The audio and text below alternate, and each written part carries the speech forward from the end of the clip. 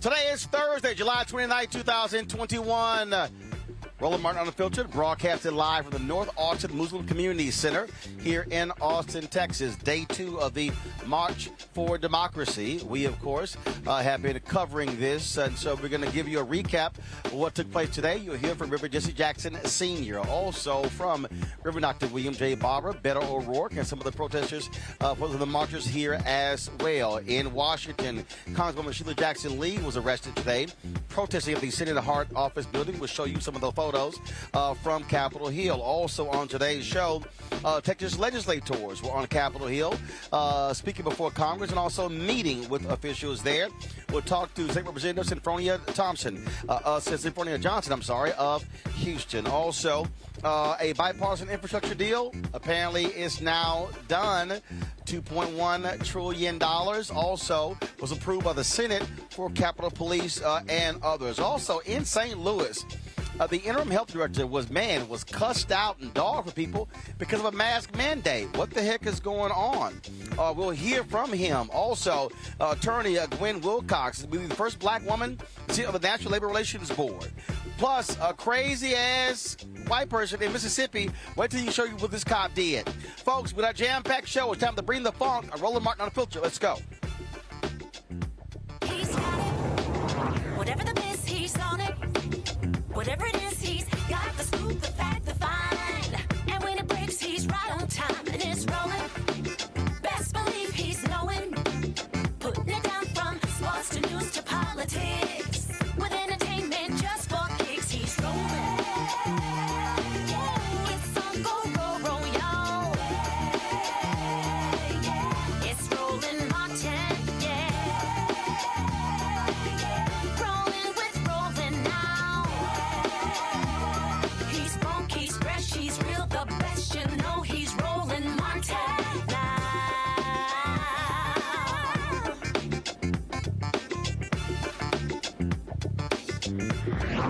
Martin.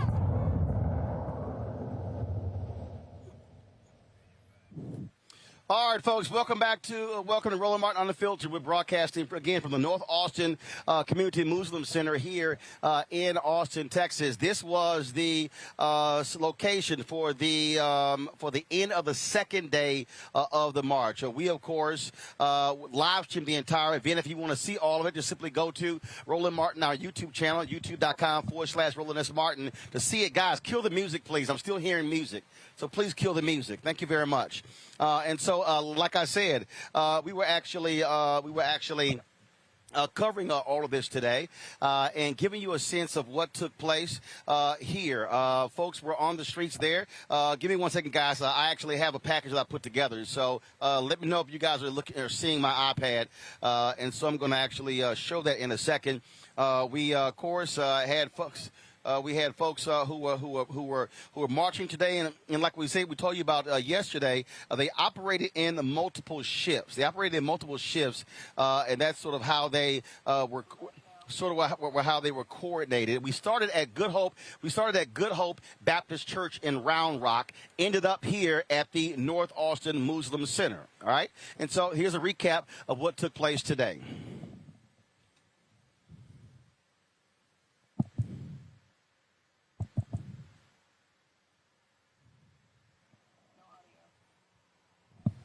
There's audio. I'm seeing it.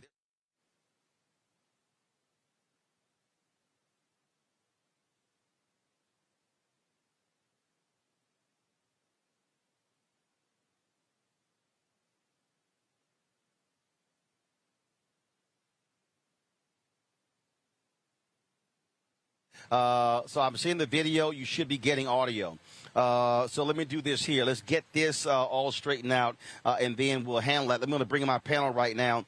We have joining us on the show Reese Colbert, Black Women's Views, Dr. Greg Carr, Chair of the Department of with Afro-American Studies at Howard University, Faraji Muhammad, also radio and TV host. I want to start with you, Greg. What we are seeing is pressure. One of the things that Reverend Jesse Jackson Sr. has said is that pressure busts pipes. And Reverend Dr. William J. Barber said the exact same thing. And all of a sudden, you're now hearing Senator Chuck Schumer say they're going to vote on a voting bill before recess. That's not what they were saying before. This is what happens when you apply pressure, external public pressure on politicians. That's absolutely right, Roland. In watching the coverage today, one of my very dear friends, Aya Nelly, was out there with the banners with her two youngest children, her two boys, driving in from Colleen, Texas, and marching and watching. In between, my other work obligations, what really strikes me is that, and echoing your conversation with Reverend Barber the other night, this is the type of elevation of this issue that requires people to pick a side. It's simple. Which side are you on? The white nationalists are terrified now. I know we all probably saw the story out of Georgia the last couple of days. They're trying to take over the Fulton County Board of Elections. They have dropped all pretenses. But what this does in the work, it reminds us of the 1960s. What this does is put the choice of which side you're on very clear. And just like you got on MSNBC and called out everybody in the damn country, why aren't you in the street? You don't need everybody in the street at this point, but what you do now have is a clear choice. You are either for our common humanity or against it. And so I'm not surprised at all that Schumer is moving, or anybody else for that matter in elective office. So I want to do this here. I want to play for you guys, again, a compilation of what took place today. So, folks, if you can go to my iPad, let's go.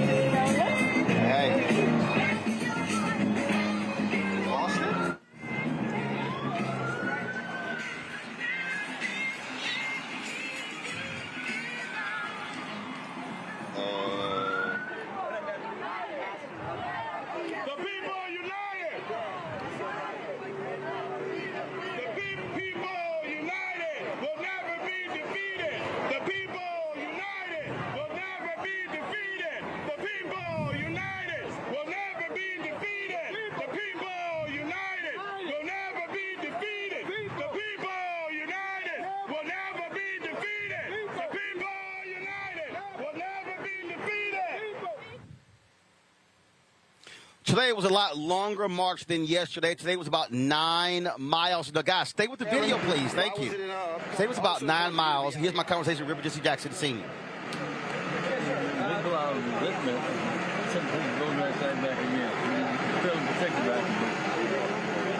States' rights is not reimbursement.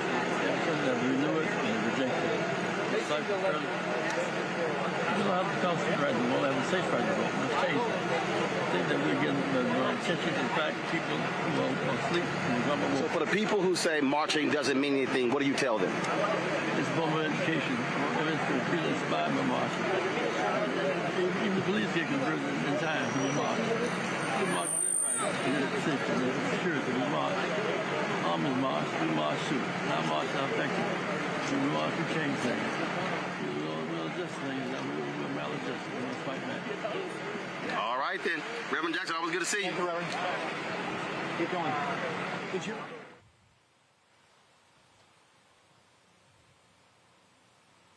As I said, folks, it was about 9 miles going from Good Hope to in Round Rock to North Austin Muslim Community Center, where we are right now. It was a lot warmer yesterday. Thank goodness we did have some overcast in the beginning.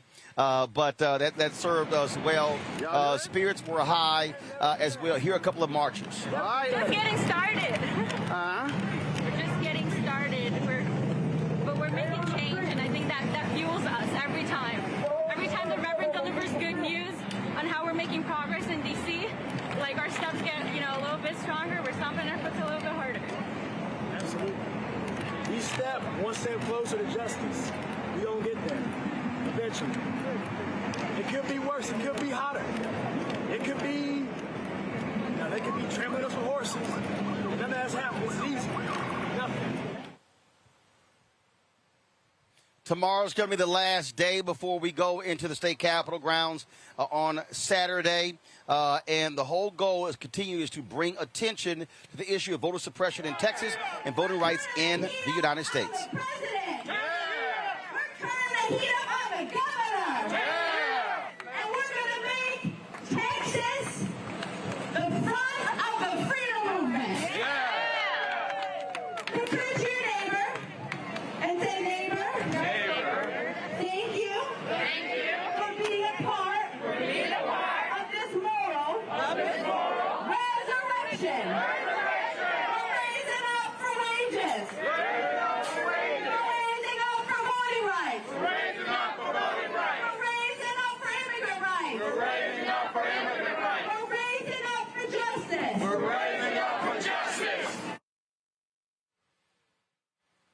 All right, folks, a little bit later in the show, I'm going to show you Beto O'Rourke, Reverend Dr. William J. Barber, and Reverend Jesse Jackson Sr., the three of them, when they spoke together, speaking to the people assembled during one of the breaks. Reese, we keep talking about why pressure matters.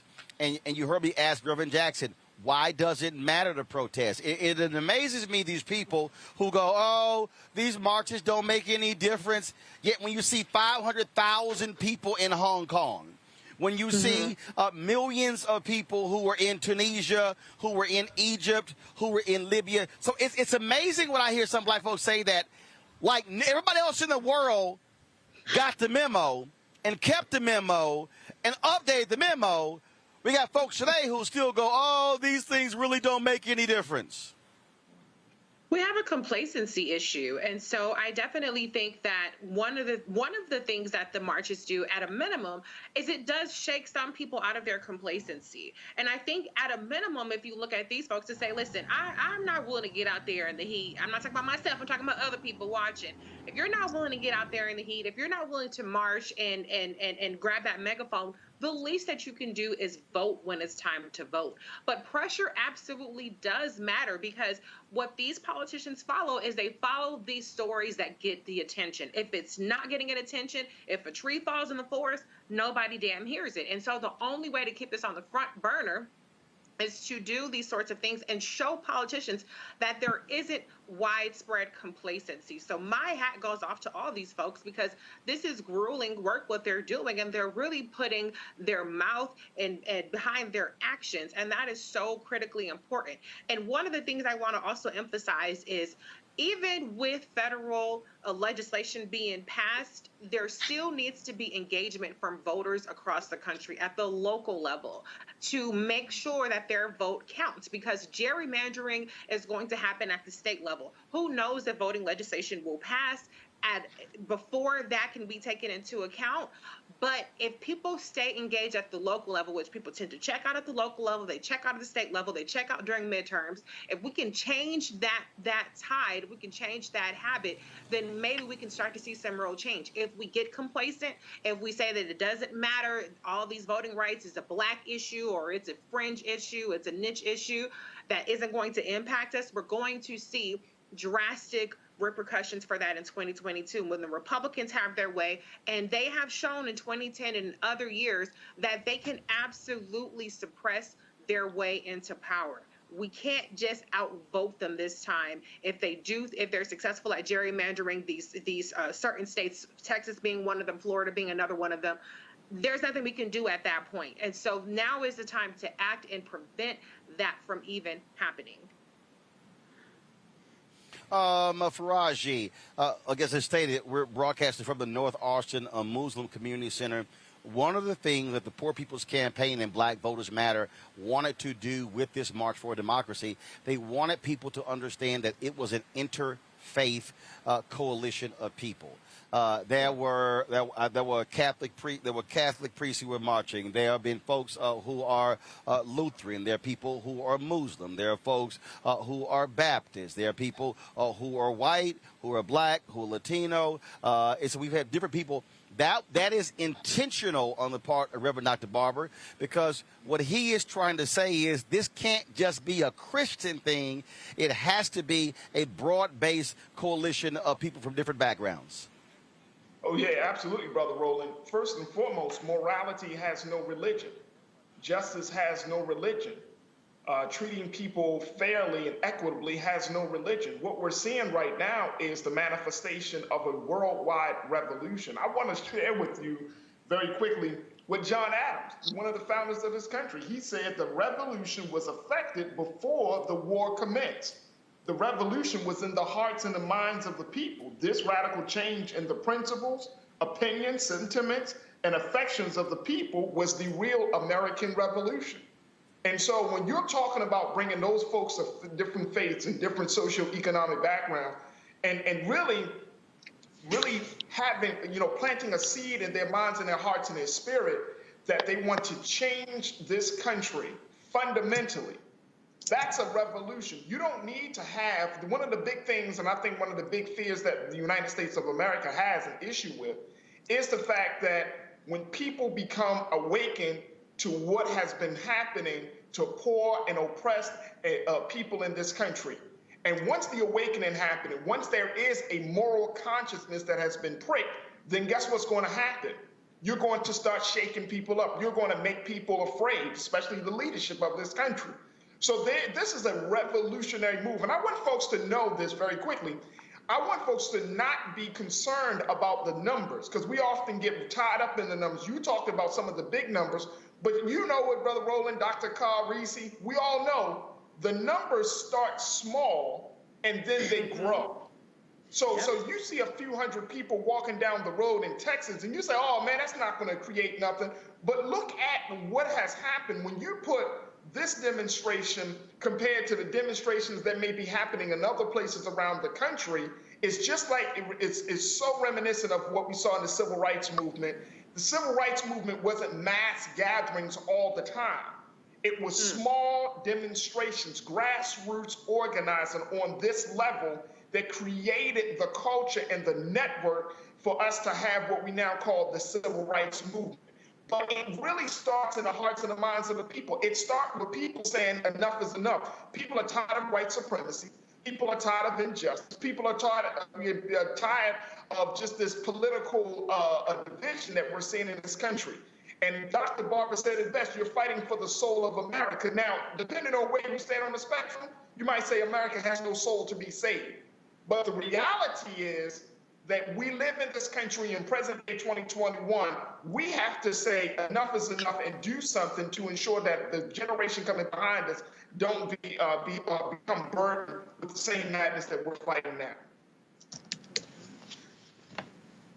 The thing here is, by making this a moral issue, that has always been something that black folks have done. Dr. Carr, that was something that I always say there's common. There's a line in the song Glory where it says, freedom is like a religion to us. Freedom is like a religion to us. In fact, it was interesting when we were marching today. At one point, that was a song that was on, a very popular song. I can't remember who the artist was. A lot of people really liked the song. Dr. Barber said, I need movement music. He said, I need movement music. And so I then went and grabbed my phone, and I had them connect my phone to their Bluetooth, and just give y'all a sense of just some of the stuff that I played, Greg. Woke Up This Morning by John Legend, Glory by John Legend and Common. Also Woke Up This Morning by Sweet Honey in the Rock. You Will Know, Black Men United. We played Wake Up Everybody, Harold Melvin and the Blue Notes, really Teddy P. We Marched by Prince. One Day by Morgan Heritage, Fight the Power by Public Enemy, and Fight the Power by the Isley Brothers. We did Keep Marching by Raphael Sadiq.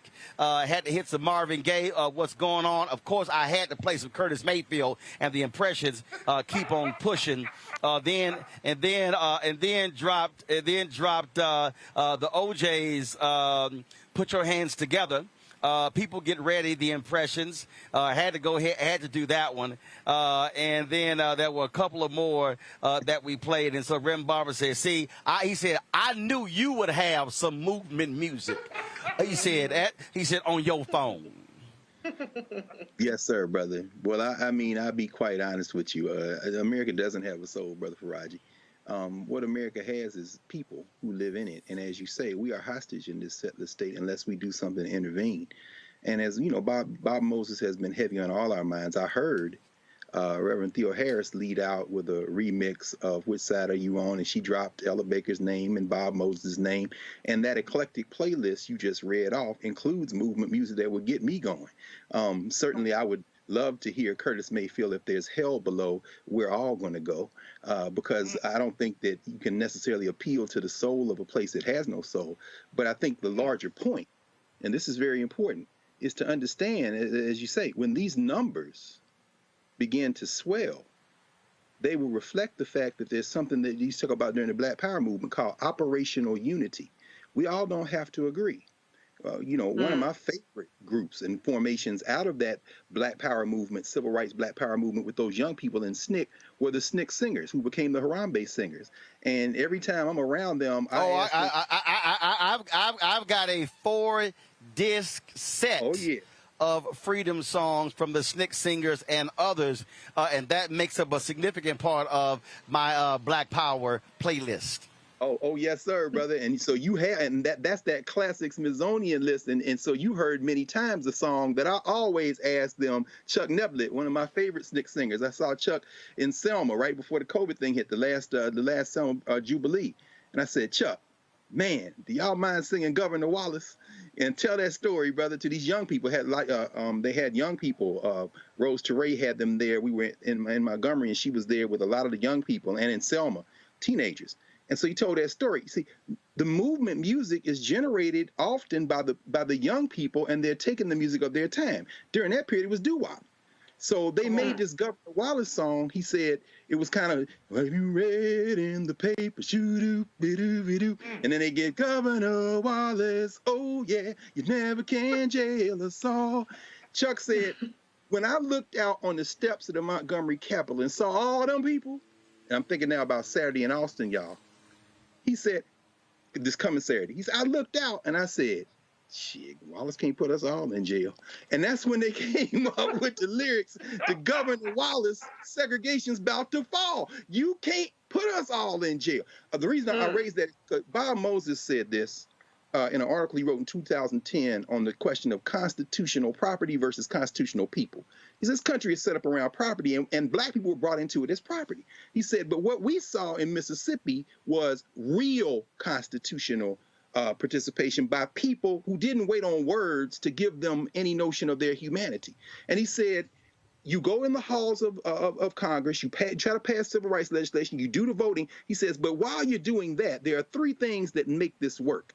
Outside of Congress, you've got activism, you've got collaborative work between people who might not agree on everything, and then you've got service and sacrifice.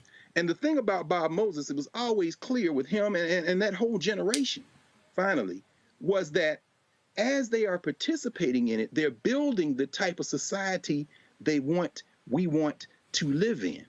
So that we can't lose sight of the fact that that is what's going to transform this. And he said, I should mention this, he said, people say, well, does marching work? He says, let me be very clear. You had a Martin Luther King element in this movement, and you had an Ella Baker element. He said, the Ella Baker elements where we were, that's organizers. You're building strength, you're organizing. He said, think of Martin Luther King perhaps as the president of the civil rights movement. In other words, when the president speaks, that is kind of like a position where you're using a platform. And he said when STLC decided to go into the demonstration protest direction in order to emphasize the contradictions in the country, that's when they got rid of Ella Baker as the executive director and went to Wyatt T. Walker. But Ella Baker was very happy not to be in that position because that wasn't her strength. Her strength was organizing and putting people together. She didn't say, so what you have to have is operational unity. What Barbara and Theo Harris and the Poor People's Campaign and Fueled by People is doing, they are learning the lessons of the past and understand that everybody plays a role. I'm never going to walk with that American flag as a banner. You're going to have to find somebody else to carry that. But I will walk behind a red, black, and green, or I will mark and go and help organize, and together pressure bust pipes, brother, like Reverend Jackson said. That's facts. Before I go to my representatives from Texas, I got to go back to the point that Reese made, and I do not want us to overlook this because Ari Berman came out with a report today that really speaks to that. It was based upon some data. The Democrats only have a 4-seat majority in controlling the House, but because of partisan gerrymandering, the Republicans could literally pick up 13 House seats in Texas, Georgia, Florida, and North Carolina. Now, folks, understand this. 75%, listen to me clearly, 75%. Hold up, let me dial that back so we can have a civics lesson. When you have a population shift, this is where the census comes in. What happens is they then apportion congressional seats, House seats, based upon population. So if you're, say, I think New York lost a seat because of 49 or 69 votes, something like that, okay? That's why the census matters. So Ohio, North Carolina, New York, Pennsylvania, these northeastern states, they have been losing population to the south. So your population increases, you get more House seats. Listen to me clearly, folks. 75% of the growth in Texas, North Carolina, Georgia, and Florida have been black and brown people. Yet the Republicans could potentially wipe out 6 congressional seats held by people of color and give those to white Republicans. Let me say that before I go to Reese. 75% of the population growth has been black and brown people, but the Republican Party is going to make sure that the beneficiaries are white Republicans. Reese. Oh, Lord. First of all, everybody is making me feel smarter just being on this panel. So shout out to y'all because there's so much history and knowledge being spit. So I had to say that first. But second of all, we are playing a rigged game. And we're playing defense because when we have a chance to be on offense, which was 2020, which we were begging and screaming and crying about, please vote local, please vote down ballot. Please, please, please vote. Now we got to play catch up. Now we got to be on defense. Now we got to hope that something very improbable like the For the People Act passes with all the provisions in it that will protect against gerrymandering. Now we got to hope that the courts that are stacked with Trump judges, and I will say that President Biden is getting them judges in at an incredible pace, but now we have to hope that those courts will strike down some of this racial gerrymandering. They've done it in the past, but Mitch McConnell and Trump have put 200 right-wing judges on there, plus they have the Supreme Court on their side that are anti-black and brown people voting. And so this is not to say that the situation is hopeless, but what it's to say is that we have to be mindful of the way that the chips are stacked against us. We have to be mindful about the particulars of how things happen in this country. It's a process thing. If you're explaining you're losing, which is why Democrats have a hard time of conveying why it's so hard to get things passed, because of the barriers that are put in place. And the Republicans think of the long game. And so we have to do something now. It might not save us for 2022, but we have to think 10 years in advance. And that's something that we've been talking about, particularly you, Roland, and I know this Thursday panel has been talking about. We have to think about the next couple of decades with every single election, because that's how the Republicans operate. And so it's so crazy that black and brown people moving to the South, moving to areas like Houston, are going to be shut out even more and gerrymandered even more because white folks know how to play the game. And what I can say is to the Democrats in places like Florida, I mean, I'm sorry, not Florida, but New York and California, and where we have the power, y'all need to gerrymander the shit out of those places too to get some of those seats into Democratic hands. Because I'm sick and tired of Democrats trying to put in place these bipartisan commissions and stacking and not taking advantage of what we have and we have the power. And meanwhile, Republicans, they don't give a damn about the rules. They don't give a damn about democracy. So we need to start fighting fire with fire our damn selves. Absolutely. I want to bring in right now Representative Nicole Collier. She is the chair of the Texas Legislative Black Caucus. Representative Collier, how you doing? All right. How are you, Roland? Doing great. Also joining us right now is State Representative Synfronia Thompson, also a House member of the Texas Black Caucus. And, of course, I know her quite so well because she was a running buddy of my grandmother, Imelda Lamont. So wherever Representative Thompson was in Houston, my grandmother was right there. And so until she passed a few years ago, that was her running buddy. So we officially call Representative Thompson. We call her Synfronia. How you doing? I'm doing good, and you?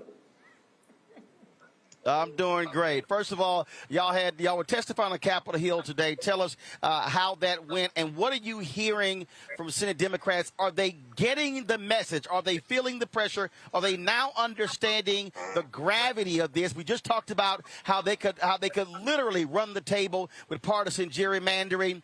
And that's totally separate from these voter suppression bills. Are these Senate Democrats getting the message? Representative Collier first. Oh, well, thank you. I often yield to Ms. T, who is the dean of the Democratic delegation. But I will respond and say that we believe the message is moving forward.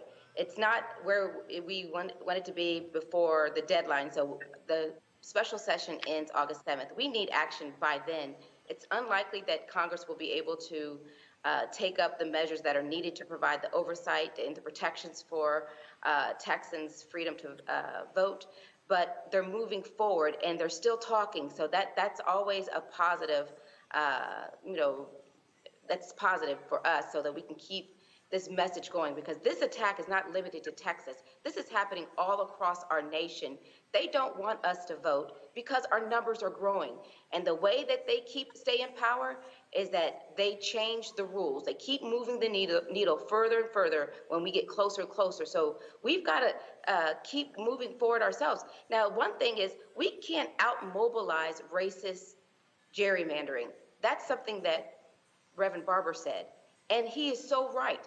We can't do that. We have to deal with what we have, and we've got to take back our communities and take back our positions so that way we can preserve and promote our communities. Representative Thompson, you were there in the legislature when Tom DeLay, when he was in Congress, when the Republicans, not even in a census year, in an off-census year, chose to invoke political gerrymandering. You had a black House member, Ron Wilson, who went along with them because he thought he was going to get that congressional seat that is now held by Congressman Al Green. He got his butt kicked by a former teacher, and a lot of black folks have not forgotten how he screwed over black folks as a result of that. So Senate Democrats need to understand Republicans don't play by rules, especially Texas Republicans. They believe in power. And so this notion of Democrats, let's be fair, let's all get along. You just heard Reese talk about, hey, if you Democrat and you run in a state, gerrymander the hell out of your state because the Supreme Court has already said you can do it. Republicans do not care. This is about how much power can we get. Well, they change the rules as they need to change them. Here's the real bottom line, and you've been hitting it all day. The bottom line is that Texas is 83.5% people of color and 16.5% Anglo. And the 16.5% want to continue to dominate. Hold up. Slow. No, hold up. I need you to repeat that for the really slow people watching and listening. I need them to hear that again. Say that again. Go ahead. Texas is 83.5% people of color and 16.5% Anglo. And the 16.5% wants to continue to dominate the 83.5%. That's the real problem here. The real problem is a shift in power, and they don't want that shift to take place. But it's going to have to take place, and we got to fight in order for that to happen. Since we have been in Washington, we have moved the needle from being dormant to being active. We have visited our senators, all our senators. However, our Texas senators will not see us. But other senators have been kind enough to see us, and even Senator Manchin has been good with his time. He has visited with us. We have visited with Chuck Schumer. We have visited with Cory Booker. We have visited with many, many congressmen. And of course, you know, today we went and we testified on Capitol Hill for 4.5 hours. So we are doing everything that we can to plead the case and to let them know that in 1965, it took a man from Texas by the name of Lyndon Baines Johnson to be convinced by Martin Luther King and many members, Mr. Wilcox and all with the NAACP, that he had to act, that Congress had to act and pass the Voters' Right Act. And he did it in 1965, 56 years ago. We are here now asking them to move the needle again, like Lyndon Johnson did, pass the act. Not only pre-clearance, but we want pre-clearance to look back 5 years. That's what it's going to be meaning for us. Every state ought to be under pre-clearance in the United States because the population in every state are being increasingly minority. And if we're going to be able to assure that the minority people in this country are going to have a say in their democracy, then this is what it's going to take. I know a lot of people want to talk about having redistricting boards, nonpartisan. There's no such thing as nonpartisan. What they want to do is they want to empower a group of unelected bureaucrats, partisan, to go in there and draw lines for people in their own party. The Congress, the Constitution gives these legislators that responsibility, and they need to have their feet held to the fire and do it right for all people, and make sure that 83.5% of people of color in Texas are treated fairly and those lines are drawn fairly. And the way to do that is Congress has to move off a dead center and get it done. Well, first of all, Republicans still don't care about that. In Michigan, the voters actually passed a ballot measure to create a nonpartisan redistricting commission. The legislature said, we're going to ignore that. I mean, so that shows you how they don't care about what the voters think. Representative Collier, have y'all met as a delegation yet with President Joe Biden? Has he met with all of the Texas House members? No, he has not. In fact, he has. We have met with the Vice President Kamala Harris, who has taken the charge of leading the voting rights for all of America. But we have not met with President Biden. And, you know, I like to remind people, we're very resourceful. You know, people can walk and chew gum at the same time. So it's very fitting if the president would be able to meet with us and also apply that Johnson-type pressure on Congress, on the Senate to act and waive the filibuster and keep moving. And I want to just make sure that people understand why we're here asking for this pre-clearance. Ms. T talked about the pre-clearance and the 5-year look back. Ever since the 1965 Voting Rights Act has passed, Texas has been found in violation every single decade. That means they're creating laws in contradiction to what is the protection. So they don't care. They still write laws that disenfranchise and discriminate against people of color. And unless we have oversight at the federal government with the pre-clearance, we're going to continue to see these measures passed that are going to reduce our voice at the ballot. Representative Townsend, I know y'all got to say the right things and y'all got to be real nice about this. I don't have to say the right Okay, thing. I know. Frankly, it pisses me off that here y'all walked out of Texas. Y'all left y'all families. Y'all left your friends. Some folks have canceled weddings. They've had other people who passed away not gone to funerals. Y'all to avoid getting arrested by Governor Greg Abbott, to break the quorum. And President Biden hasn't found the damn time to meet with y'all. Here y'all putting it on the line, and he wants to give speeches, and he hasn't even scheduled a meeting. That, to me, is wrong as hell. Ms. T? Oh. That to me is offensive. Representative Thompson, go ahead. Well, I think that meeting is going to take place. I think his people has told him that. Well, he needs to hurry the hell up. Because how long y'all been in D.C.? Almost 2 weeks. Hell, 2 weeks? Almost 2 weeks. He found time to go play 9 holes of golf in Delaware over the damn weekend. Well, listen. And I love golf. Voting is very important to us.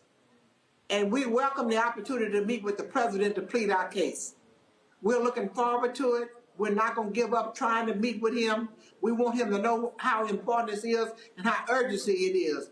This is the time that we have to have some action.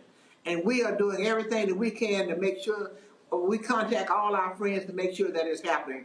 We've talked to the vice president 2 times, and we let her know that the urgency of this. We have left our jobs, our businesses, our families, our children. We have left everything. Everything is on the line because we want to make sure, Roland, that we don't have to keep repeating history and keep fighting the same fights over and over again. We want our children and our children's children to be able to have a voice in their democracy without somebody trying to chip away at that right that they have. This is a right guaranteed us under the Constitution of the United States, and damn it, it's time for us to be treated like we some damn Americans and not like no damn slaves here in this country. And Roland, well, I agree 100%. Go ahead, Representative Colley, go ahead. I was going to say, we welcome the opportunity to speak with President Biden to share his vision on how he is going to help guide and provide support to the Senate and Congress to take up these very important voting bills so that the freedom to vote is protected for all Americans. So, we want him to show us how he has made election, the protection and your freedom to vote a priority for his administration. And I want to tell him how important it is. All right, then. And act now. I want to tell him how important it is for action and action now. Well, we're looking forward to that as well. So we're going to keep the pressure up as well. Representative Collier, Representative Thompson, we certainly appreciate it. Thanks a lot for joining us. Roland Martin. Always good to see you, Roland. Indeed. Folks, got to go to a break. We come back. We'll hear from Reverend Jesse Jackson Sr. again, Reverend Dr. William J. Barber, and Beto O'Rourke. We'll also talk with the acting director of health in St. Louis County. Why are these people cussing this man out? Because he spoke in favor of a mask mandate? We'll show you that. And we got some other crazy stuff to show you, including this white cop who literally laid on top of a black woman to arrest her. Y'all, the video's unbelievable. All of that and more as Roland Martin Unfiltered continues broadcasting live here from the North Austin Muslim Community Center. We'll be back in a moment. The same forces that are trying to pass these bills across the country, but here in Texas,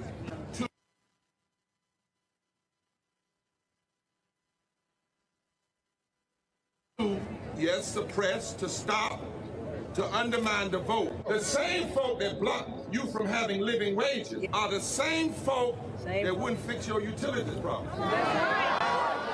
In this time, when our voting rights are under attack and economic justice is being denied, we're launching a season of nonviolent moral direct action to demand 4 things by August the 6th, the 56th anniversary of the signing of the Voting Rights Act. Number 1. End the filibuster. Number two, pass all provisions of the For the People Act. Fully restore the 1965 Voting Rights Act.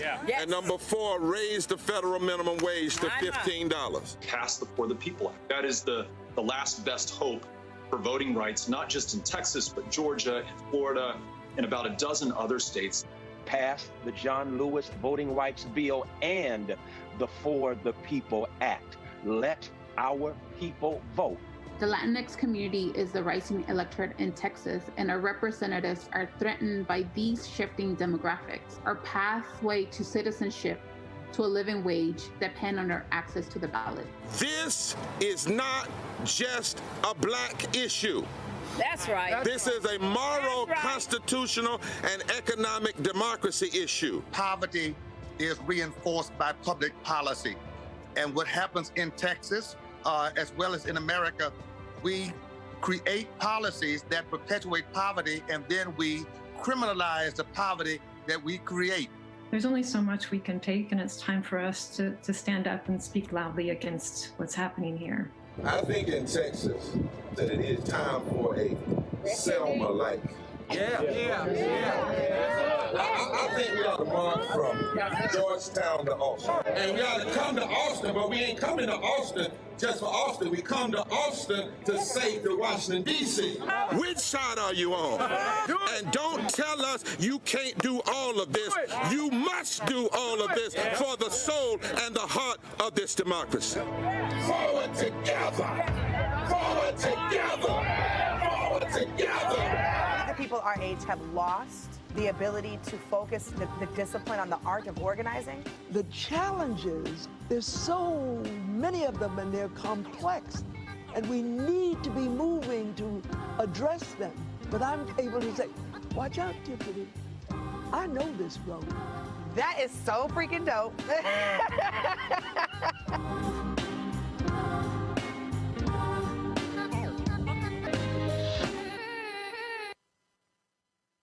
Hi, this is Essence Atkins. Hey, I'm Deion Cole from Blackish. Hey everybody, this is your man Fred Hammond, and you're watching Roland Martin, my man, Unfiltered.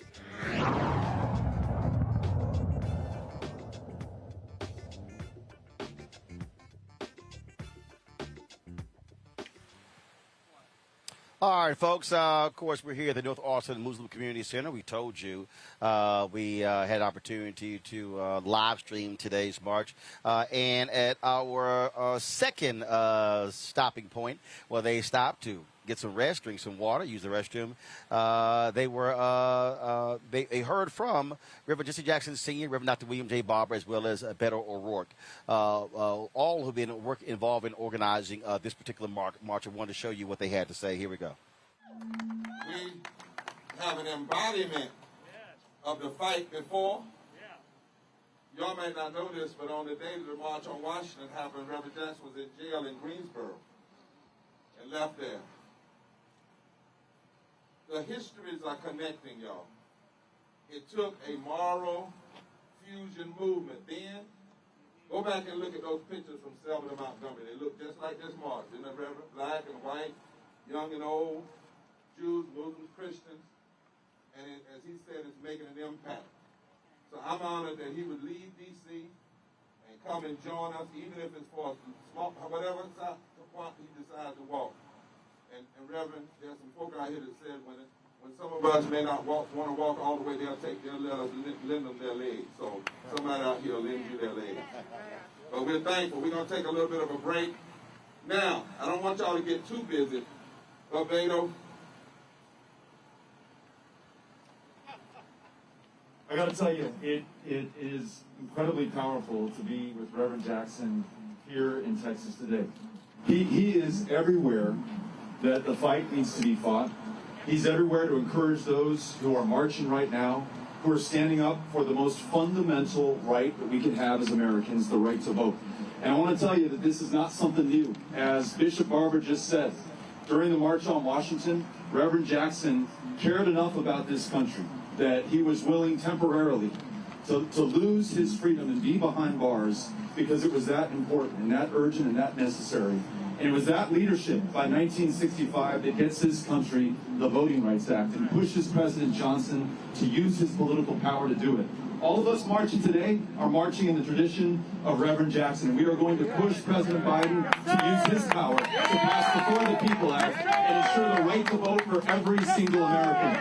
You all are our heroes, and you are my heroes, sir. We're so glad to be with you.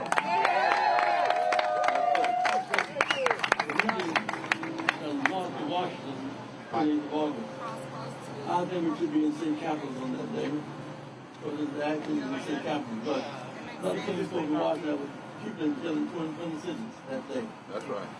Jim Palmer was in jail in both cities after that.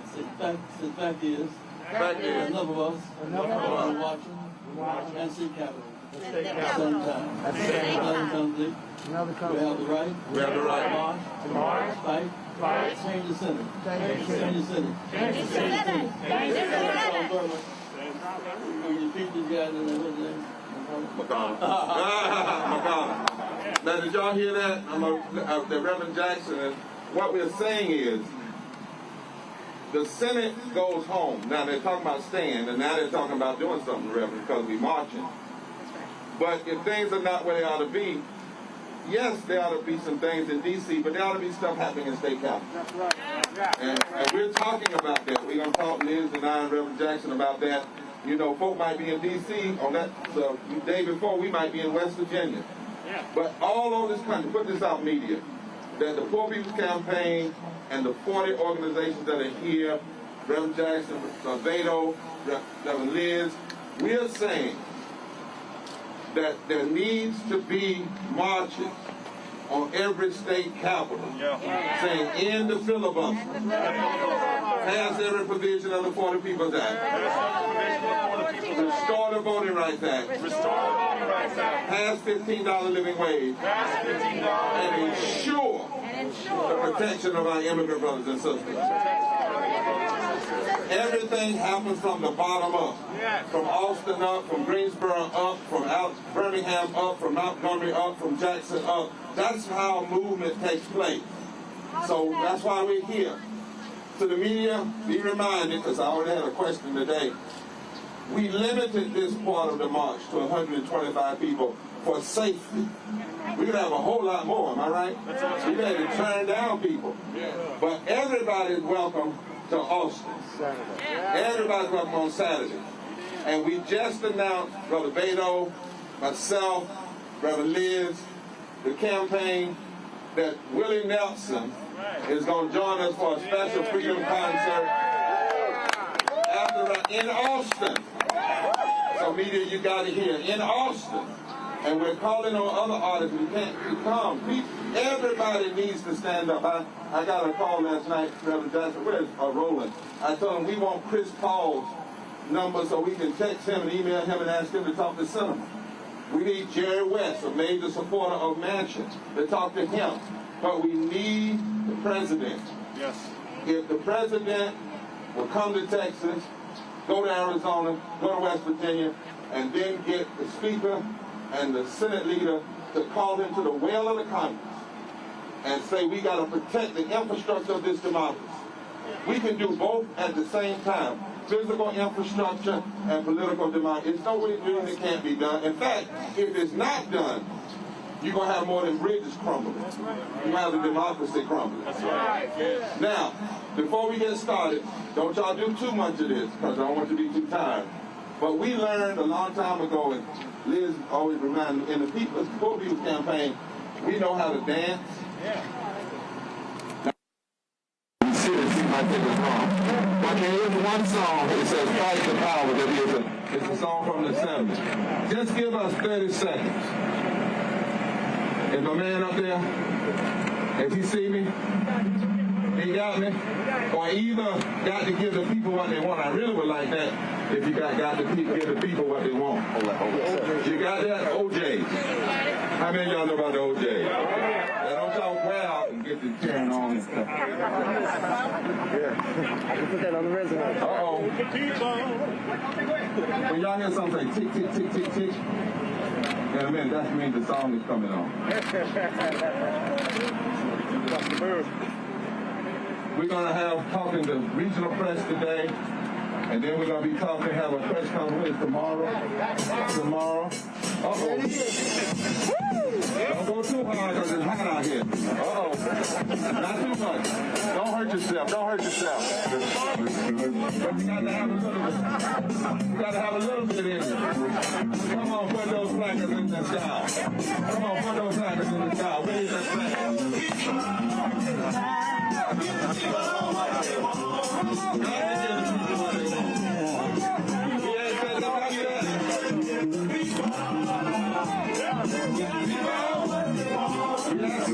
There you go, brother. There you go. We want our voting rights. That's right. All over the world. And everybody feels the same. It's a unanimous decision. We're ready for a change. Come on, let's sing it. Come on, sing it. Come on. There you go.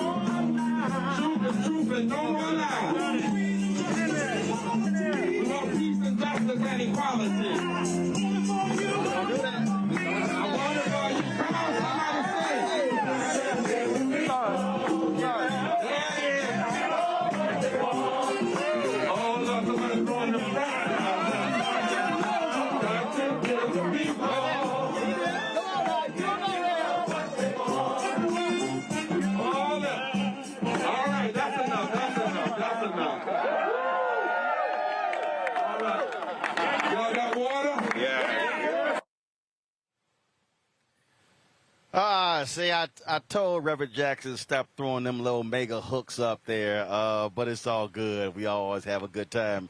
I figured you'll enjoy that one, Greg Carr. So I had to mess with Reverend on that one. I want to, I had to do that, but first of all, I said we let that Q get away with it. He's earned it. You see him try to slick up with that look. I shouldn't even do it, brother. I'm sorry. Oh yeah.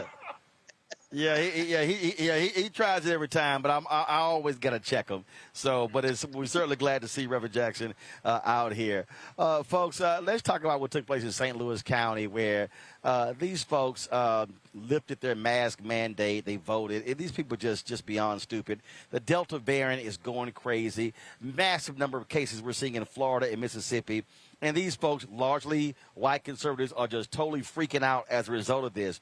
Dr. Faisal Khan is the interim director for the St. Louis County Department of Public Health.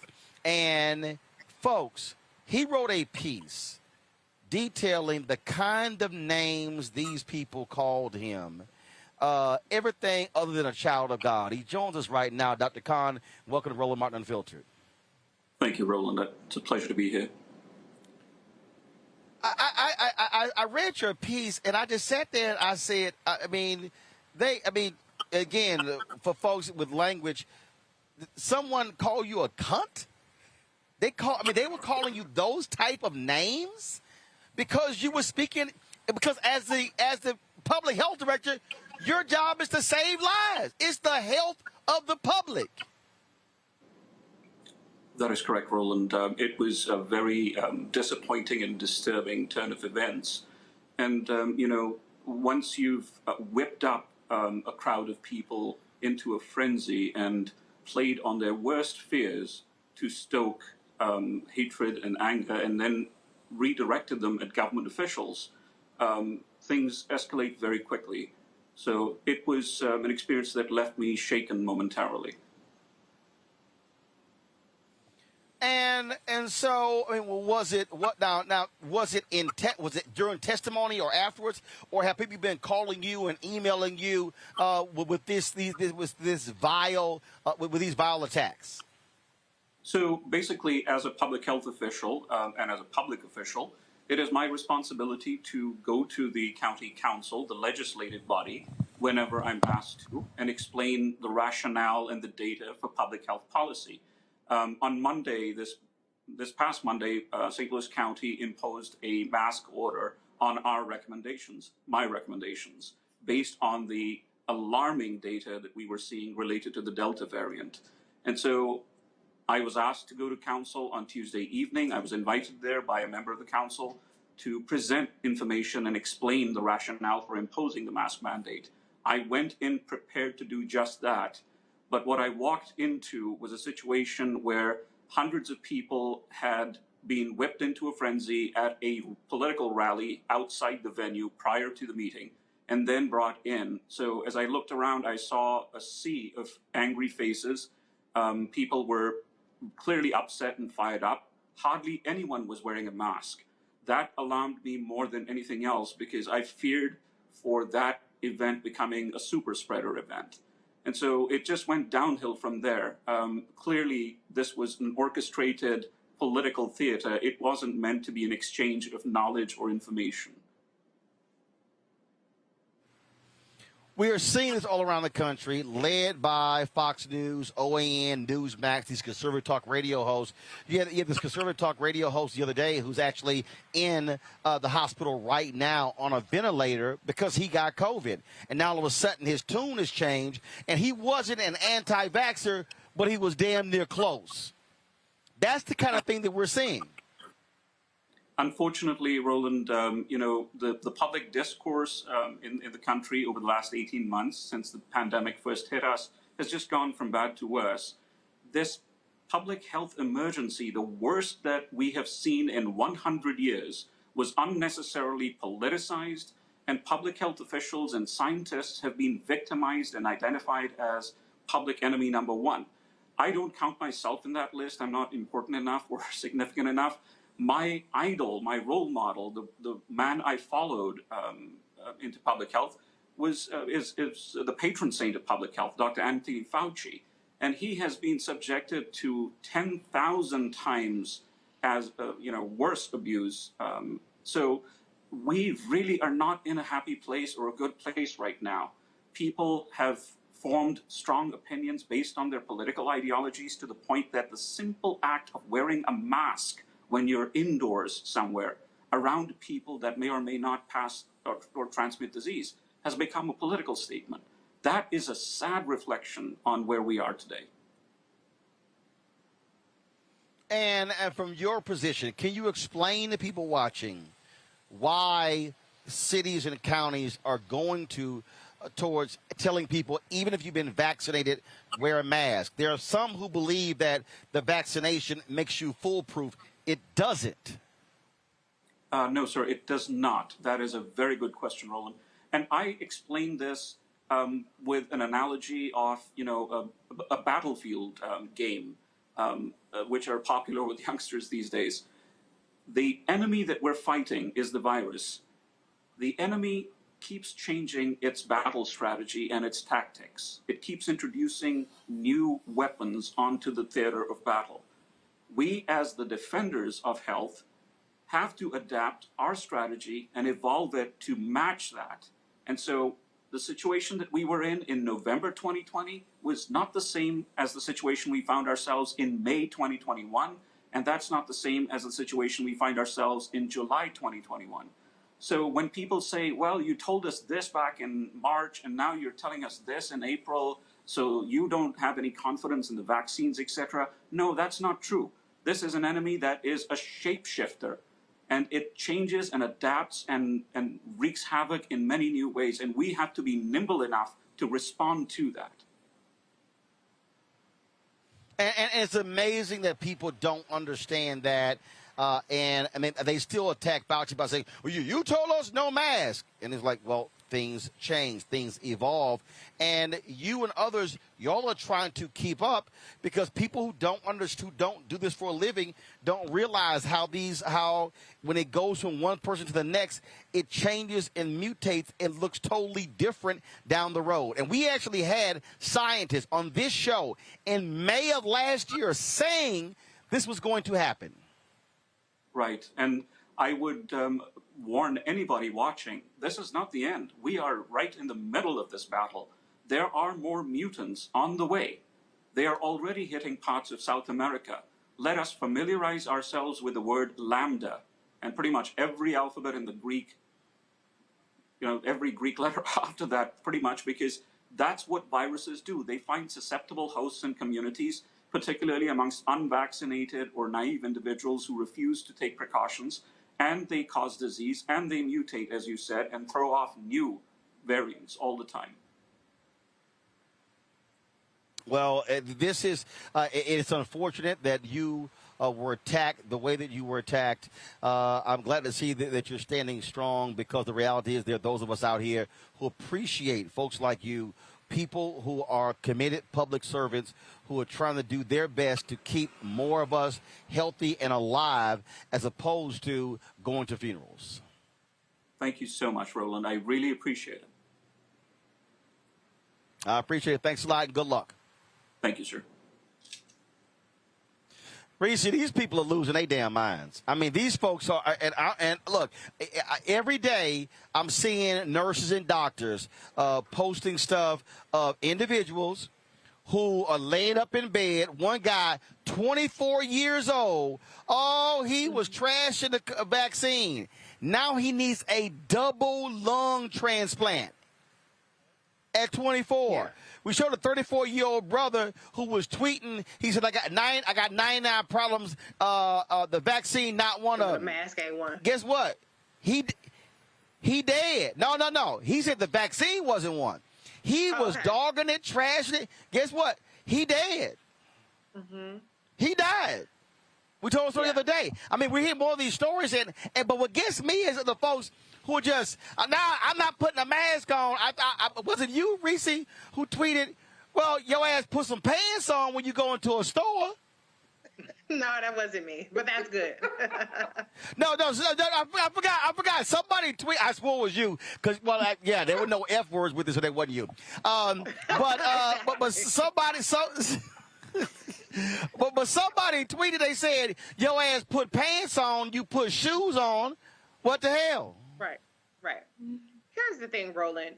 People think that I'm some sort of paranoid weirdo when I talk about disinformation. I have been saying this since first of all, since Kamala Harris, since I've been talking about Kamala Harris and the disinformation campaign that hit her, and the way that the Russians have exploited the racial divisions, particularly trying to play on Black people and racism against Black people to sow division within this country. This disinformation war is winning. I remember earlier when we were talking about vaccine equity and access, and I said, yes, that is an issue, but we have to address the vaccine disinformation that is targeting our community. It's not just online thing. I saw a Dr. Blackstock. That might not be her name. I forget exactly her name. But one of the prominent doctors who talks about COVID on Black Doctors Talk About COVID, she said that she was at a festival, a Black festival, and the Robert Kennedy Foundation, their foundation, they were handing out flyers to Black people with anti-vaccination information. I know that I'm sure the people that the expert that you had on just a moment ago, that's the white community, and that's concern over there too. But we also have to realize the way that our communities are laser-like targeted. They play on our mistrust of the system, which is warranted, certainly. But there are ways in terms of the vernacular and the way that we are targeted. There are ways in which the memes target us, the images that they use. And so until we deal with the anti-science, anti-information, disinformation, dissuasion, deterrence campaign, we're going to continue to lose that battle, because it's belligerent ignorance and it's a badge of honor. These people are the ones that think that they're the smart ones. They think that they're outsmarting the rest of us, and that they're protected with their juices and berries and their sea moss.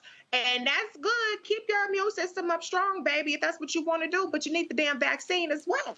Because if you don't have the vaccine, you're going to be in deep shit if you get it. If you don't get it, hey, good for you. But this Delta variant, they got Delta Plus, they got Lambda. I saw somebody said COVID and all, Delta and all her line sisters need to go sit down somewhere. This is not going anywhere. And the even scarier part is that the appetite for some of the deterrence measures like mandatory masking, like social distancing, like, limits in terms of capacity, that's going away. So it's a free-for-all. And what our government has decided largely is that if you don't get the vaccine, you're on your own. You can die for all we care. Now, I'm concerned particularly about children because right now the vaccine timeline is being pushed out for them. So we cannot just throw in the towel and say, well, you didn't get the vaccine, you're dumb, you're assed out, because the children are the ones that are filling up hospitals. They actually have run out of pediatric beds. I believe it's in Mississippi, where the children that are getting COVID are being shipped to other states. And so we cannot just simply turn a blind eye to the fact that people who are choosing to not get vaccinated are actually doing a disservice, and they are detrimental to our public health. We need an all-hands-on-deck approach, and that means addressing those anti-vaxxers in our communities that are spreading it, i.e. Teddy Riley and Eddie Griffin, which I did tell off. We have to start tackling it. And the administration, last thing I'll say is I saw that they have a disinformation approach to it, but it was all white people in the room.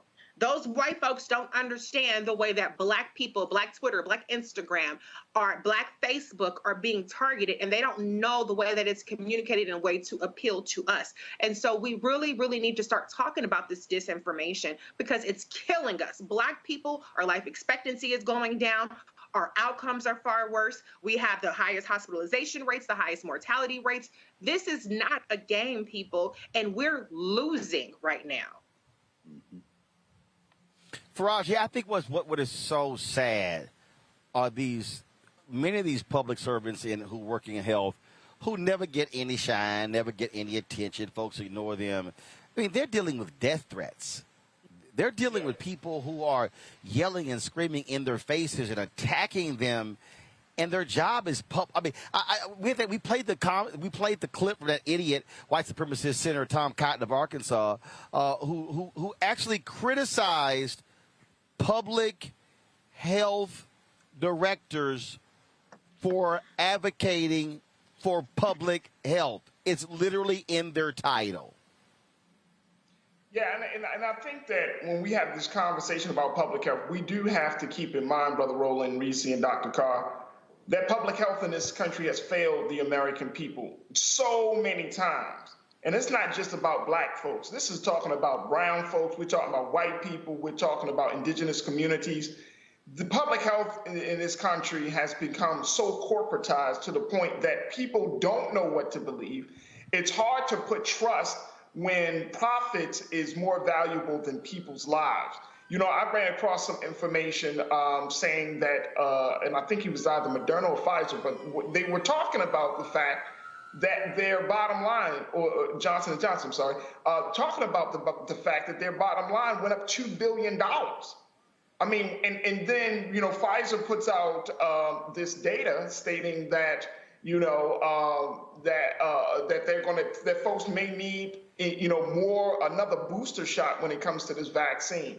And then when, you know, back on July the 16th, the CDC put it out there. This was from when CNN reported that the US CDC warned people who are immunocompromised, meaning if you have a weak immune system, that the COVID-19 vaccine may not have been effective for them and encouraged them to take precautions as if they were not vaccinated. So when you have this culture, the culture of mistrust, the culture of disinformation didn't just fall out of a vacuum. It was created because of the messages, but because of the long systemic issues that public health and the healthcare system of this country has. It's unfortunate. It's really unfortunate that we're still having conversations about whether America should have universal health care when you have, quote unquote, countries of lesser resources and lesser people having these very simple human privileges, right? And these human rights, excuse me. So when we're talking about that, let's keep those things in mind. But then also, you know, let's talk about the fact that there isn't a national mask mandate. What is stopping this country from saying enough is enough? Let's at least enforce a mask mandate. And people say, oh, well, it's imposing upon my freedom. I can't breathe. Like, please stop it. The reality is that This is an outgrowth of what we're seeing from a failed public health system in America. Well, the point Faraji makes here, Dr. Greg Carr, with regards to the booster, if people watch this show, they would have known that in May. We had experts from North Carolina A&T, and this is why we did this. We purposely found black experts. We purposely found black doctors, black scientists, black epidemiologists. And I remember the brother from North Carolina A&T, his name escapes me right now, I'm sorry. He, on this show, said there's going to have to be multiple shots. He said as the virus mutates, he said that the vaccine that is created for that particular variant. He said when COVID, when it shifts and it mutates, he said you're not going to have the same vaccine effective. No different when we've had in the past when there's a new flu variant. And folks say the flu shots from last year are not going to work on the flu shot this year. That's why we did that. Now, to Reese's point, she's absolutely right. We were sitting here yelling and screaming and kicking, telling the White House, I talked to them directly, telling the CBC, I talked to them directly, telling people in these states, I personally talked to them directly, saying, hey, y'all better don't just send that money. Don't let these white ad agencies just send that money to these other folk who just going to just BS it. You got to have real conversations with people that folks trust. And guess what? We dealt with Trump, who was sitting here saying everything was a lie, sowing so many seeds of discontent, continues to do that. Then, yes, Faraji's right, what happened in the past, but also what people have to understand is that, as Khan said, if they tell you something different today, people are like, well, you told me this 2 months ago. Shit changed. That's like somebody saying, that's like, I mean, that ain't no different than somebody saying, this is your car note in May. Your ass don't pay your car note for 3 months. Guess what? That shit gonna change. Late penalties, interest. It happens. And that's the thing, man, that is so frustrating. Folks just don't. Greg, you deal with it. Dr. Carr, I don't understand. How am I getting a failing grade? Because your ass failed the last test. Brother. Well, how can I pass your class? Don't fail the next test. Do some extra damn credit, then you might pass the class. Guess what? Shit changes. Shit changes. Well, as we know as teachers, the first first 3 words, when you come in December with a day left, talking about what can I do? So it's a little too late, but maybe go back to the first day of class, read the syllabus.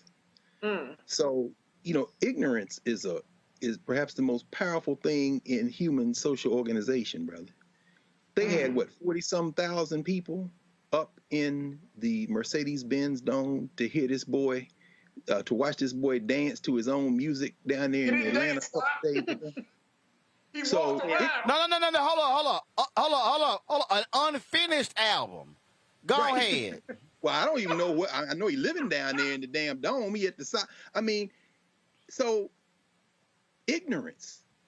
At the end of the day, I mean, here we are. Not even 50% of the people in the United States of America, and this is a country where you can get the vaccine. Even as we just found out that Joe Biden and them talking about paying people $100 a piece to take the shot, I would say, shit, I would have waited 2 months if you're gonna start giving out money. But the whole point is that, you know what I'm saying, we're not even at 50%.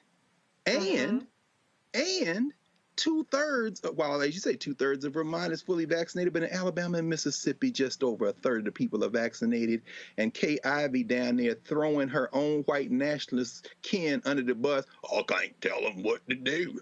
I mean, after all. And as you roasted her and said, well, you lifted the damn mask mandate and told the restaurants you could let anybody come in. What we have to understand is that the biggest skyrocket are the places where most of our people are. The per capita rate is going up 77 in Louisiana. Next is the South and the whole 33. Next is the West 13. Next is the Midwest. And then Northeast is the last, where we are right now. What does that tell us? That tells us that misinformation is real. And with all due respect to our brother, Dr. Khan, let's be clear. When that man snuck up behind you and said that you're un-American, that man was right. Because his America is the same America where in Georgia, as we see being reported, as they're going to try to take over Fulton County, because they said we don't trust the integrity of the election process, the Georgia legislature. By integrity, they mean white power.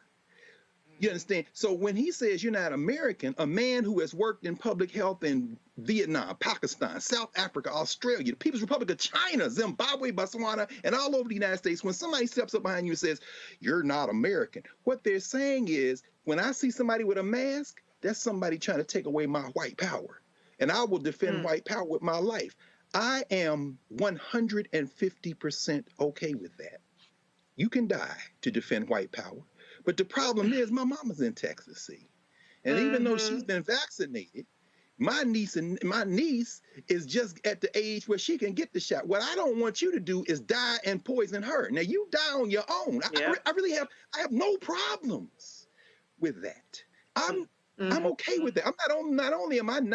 Not only am I at peace with that, in fact, I'm looking at balancing it out and thinking, this might just help us solve the problem of perhaps whether there'll be United States or not, because you people have picked your whiteness over your life. The problem comes in when COVID doesn't recognize race. And so we are trapped with you.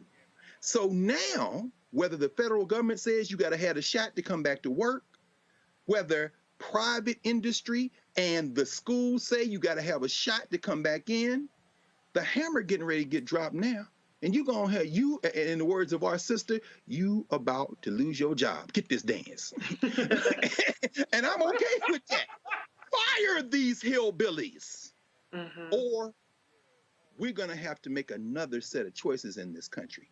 Because the fact of the matter is, this is not going away. And I should say this about our people, because Roland, you had your cameras there at Howard. I was one of the few times I ventured forth to that campus was to watch those Tuskegee folk whose ancestors, who were the brothers who, were suffered under the syphilis test.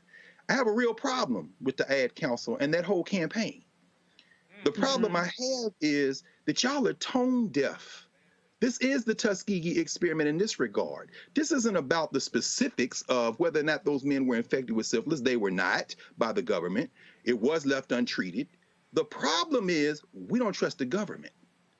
And if you want to know why we don't trust the government, it's because, as Reese, as you said, the misinformation campaign is flooding social media where a lot of our people are, and then you give money and prop up a class top-down approach to talking to our people instead of putting the money, as you say, here and places where you can actually have conversations and work through Dr. Sebi and CMOS and everything else to get to the, well, what about, because we don't trust the government, and you can't use trusting the government as your point of entry to get us to take the shot. But you got to listen to people. But they're not going to do that because they are so damn arrogant. They think they can pay 3 or 4 or 5 bourgeois Negroes some money, run a campaign, and somehow a light bulb going to go off. Nah, them people was at the Mercedes-Benz Dome watching Kanye. Talk to them. You talk to them. And, hey, Doc, it is so. Can I say one more thing? Yeah, go ahead. Here's the thing. What we're seeing right now is biological warfare, okay? And I'm not exaggerating with that. This disinformation campaign is biological warfare, and those who are buying into it are the foot soldiers of it. They are the ammunition for this. This isn't a government thing, and I completely agree with you, Faraji and Dr. Carr. There is warranted mistrust in the government because we don't have a credible public health approach to it. There are people who don't have paid time off if they get sick. There are people who cannot afford to go to the emergency room. There are people, if they do get the shot and they get sick, they won't have any way of getting treated for that sickness. So there is warranted skepticism and cynicism and hesitancy with that. But what people have to understand is that we have other countries like Russia who are exploiting this disinformation and our distrust to kill us, literally kill us. This is eugenics. It's amazing to me that the same people that believe that the COVID was hatched in a lab in Wuhan to kill people somehow don't seem to understand that the disinformation is doing exactly what you believe happened in that lab, which didn't happen that way, but that's what y'all believe. The same people that believe that Bill Gates created COVID for population control, that's not government mistrust. Bill Gates ain't no government elected official. The same people that believe that Bill Gates, because he said something about a pandemic, could wipe out people, which is true. Every 100 years this happens. Y'all believe that Bill Gates created COVID to kill us, but you can't see the way that this disinformation is indoctrinating our communities, is propagandizing and dissuading us and deterring us from getting a life-saving vaccine. I need y'all paranoia to work at everybody. Be skeptical at everything that you're seeing. Be critical at everything that you're seeing, because you're swallowing it wholeheartedly and you're perpetuating it and you're spreading it, and it's disturbing as fuck. It's disturbing as fuck. And we need to have these conversations, and I try to have the conversations, but I give up sometimes because I'm like, look, I'm not breaking bread with you, so I don't really give a damn what you do. Like Dr. Carr said, if you want to go not take the vaccine and die, more power to you. It's called natural selection. But where I quibble with it is that children are not protected, and they don't have a choice. So once they get it, then y'all can all fuck off. I don't give a damn. But until they're protected, we all have a responsibility to them, because they don't have a choice in the matter. And the one other thing I will say is that I saw a poll that said that 75% of those who have not gotten vaccinated will not get vaccinated. They have no intentions of doing so. So this is going to be an issue that sticks around for a long time, and it's going to be an issue that we have to tackle. And some people might be reachable with enough conversations with the right people going into these spaces, but we have to recognize the problem before we can actually do something about it. We are not too smart to get duped by this disinformation, because it's happening everywhere we look. The Black vaccination rate is lower, and I believe 40-something states than the white and Asian vaccination. I think only Latinos are right there neck and neck with low vaccination rates. So we have to wise up, wake up. Like I said, if you're going to be critical, if you're going to be skeptical of everything, including the information that's trying to kill you. Yes. Yeah, and look, I tell you right now, look, it is wild and crazy. But I knew Reese was going to at least drop 3 F-bombs, at least 3. That was gonna happen, and I've run into 2 kids who watch our show. A 5-year-old girl, Eva. I met a brother today. I got some video. Their parents make them watch. So I did promise one of my followers. She said, "Roland, I give more money. You stop cussing." I said, but you know, cussing has actually generated more money. But I told her, I said, I'm gonna work on it. I said, pray for me. Pray for me. And then I'm sitting here, and I'm sitting down, cousin, and Henry gonna send me a text. He go, "Hey man, remember we on the church parking lot. We at the Muslim Community Center." I was like, "Yeah, okay." Then I just cussed him out in the text. But it's all right. It's all right. So let me do this here. I'm gonna go to a break. We come back. We got some more news we got to show you, including a crazy ass white people segment, and also the first Black woman on the National Labor Relations Board in its 86-year history. We'll tell you who she is. That's next on Roland Martin Unfiltered. Broadcasted live from the North Austin Muslim Community Center. Back in a moment. The same forces that are trying to pass these bills across the country, but here in Texas, to, yes, suppress, to stop, to undermine the vote. The same folk that block you from having living wages are the same folk that wouldn't fix your utilities problem. In this time, when our voting rights are under attack and economic justice is being denied, we're launching a season of nonviolent moral direct action to demand 4 things by August the 6th. The 56th anniversary of the signing of the Voting Rights Act. Number 1. end the filibuster. Number 2. Pass all provisions of the For the People Act. Fully restore the 1965 Voting Rights Act. And number 4, raise the federal minimum wage to $15. Pass the For the People Act. That is the last best hope for voting rights, not just in Texas, but Georgia and Florida and about a dozen other states. Passed the John Lewis Voting Rights Bill and the For the People Act. Let our people vote. The Latinx community is the rising electorate in Texas, and our representatives are threatened by these shifting demographics. Our pathway to citizenship, to a living wage, depend on our access to the ballot. This is not just a black issue. That's right. This is a moral, constitutional, and economic democracy issue. Poverty is reinforced by public policy. And what happens in Texas, as well as in America, we create policies that perpetuate poverty, and then we criminalize the poverty that we create. There's only so much we can take, and it's time for us to stand up and speak loudly against what's happening here. I think in Texas that it is time for a Selma-like. I think we ought to march from Georgetown to Austin. And we ought to come to Austin, but we ain't coming to Austin just for Austin. We come to Austin to save the Washington, D.C. Which side are you on? And don't tell us you can't do all of this. You must do all of this for the soul and the heart of this democracy. Forward together! Forward together! Forward together! Floyd's death hopefully put another nail in the coffin of racism. You talk about awakening America. It led to a historic summer of protest. I hope our younger generation don't ever forget that nonviolence is soul force. Priceless.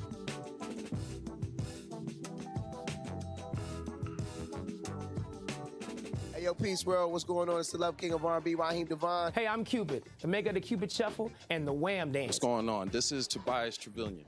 And if you're ready, you are listening to and you are watching Roland Martin Unfiltered.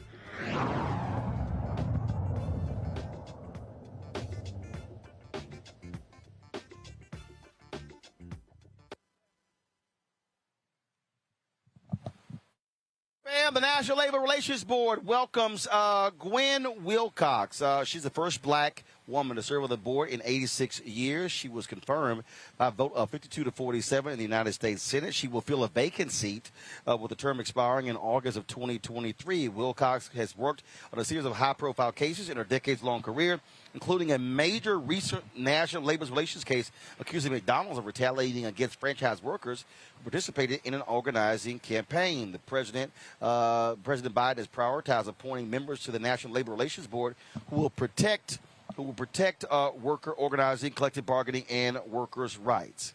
So congratulations. All right, folks, so let's, here in Texas, a viral video of the arrest of an 18-year-old black woman is causing outrage in Forney, Texas, about 210 miles northeast of Austin, where we are now 20 miles east of Dallas, folks. So here's the deal. The police get a call about someone darting into traffic.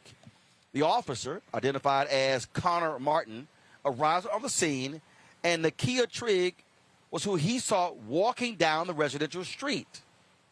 Then this happened.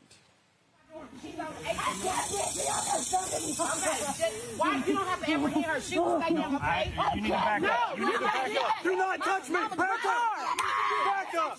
Just calm down. Calm down. Okay, hold on. You can talk to her. Okay, Cannot touch me. but you could get up. You don't have to do her like this. She's trying to jump in front of Okay, her. no, she's not. Please, Calm down. Kaya, calm down. Kaya, calm down. Just calm down, okay? Calm down. Just let her get up. That's why You don't but have you to just sit get on her like that. Kaya, calm down. Kaya, just calm down. Okay, just calm down. Just breathe, Kaya. Calm Just down. breathe. I got her, please. She's what? Y'all is on her. Where it's 102 degrees out here. I can't breathe. She cannot breathe. She's spitting up, I Jay. don't fucking care. What are you doing? No. She hasn't done anything. No. We'll turn her over if y'all back up. Okay. But what are you going to turn her over for and cover? She has not done anything. Please let her go. She's literally just walking. Bro, are you pissing me off? She cannot stop. Bro, stop it. Okay. We got the report. She's Look at her mouth. Okay, listen. Okay. If we can restrain her, we'll stand her up and she's fine, okay? Okay, Mama, I was telling you. Okay. She's all right. Okay, well, let us get her restrained and safe. Back off. Literally foaming from her mouth. She is literally foaming from her mouth. Okay, can you just let her up? Why does she need handcuffs? Okay, wait. She didn't do anything. If she's running in front of traffic, She's not her mother. She's not going to go anywhere. roll over, okay? She cannot breathe. Just stand back. Rolling over. Why are y'all about to handcuff her? Just hold on a She second. has not done anything. And then you are on her all up. I need your fucking badge number and your name. Record his fucking shit. Please do. Calm down, Kaya. Just calm down, everything's okay. It's easy for her. Like, sugar. He know that. He didn't give a fuck. Hold on. If y'all hold on. Please put that camera back on, up here on your chest. It was never on you in the first place. Why was your camera not on you while you were on my dad? We finna report all that. All of that. You had to report all of that. Please do. We're gonna report all of that. You're fine. Where are shoes? Can you hold this? She didn't have any whenever I found her. Give here.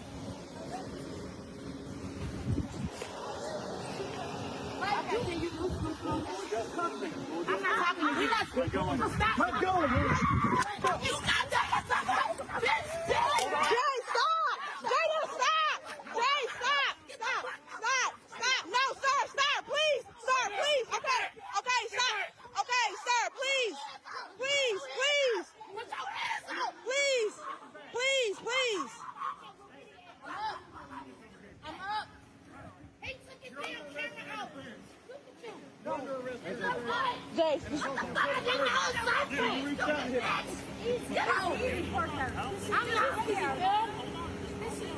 It's all right, Jay. It's all right. It's all right. It's gonna get handled. It's gonna get handled for sure. This is crazy, boy. It's gonna get handled for sure. Mama, stay calm. Mama, stay calm. Stay calm. When I got here, this camera was stay calm. Facing dead. Stay calm, Kaya. All I did was ask him, my daughter couldn't breathe. She was foaming at the mat. It's all right. I got it all on video. I got it all on video.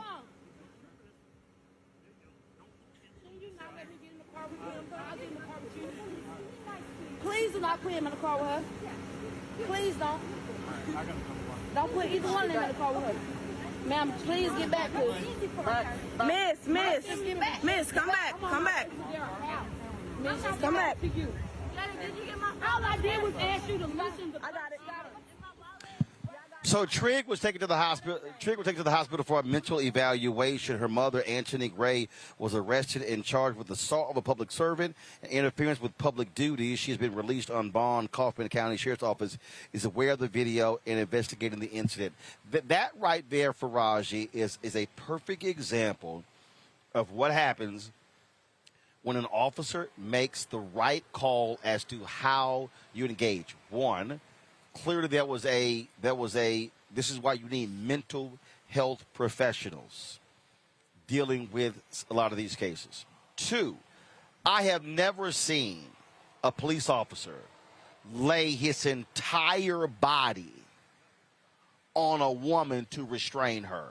I have never seen that in my life. Third point, you had three other people there who clearly knew the woman. That's where you as the officer pull them in to assist you in keeping things calm. This woman had stuff foaming out of her mouth.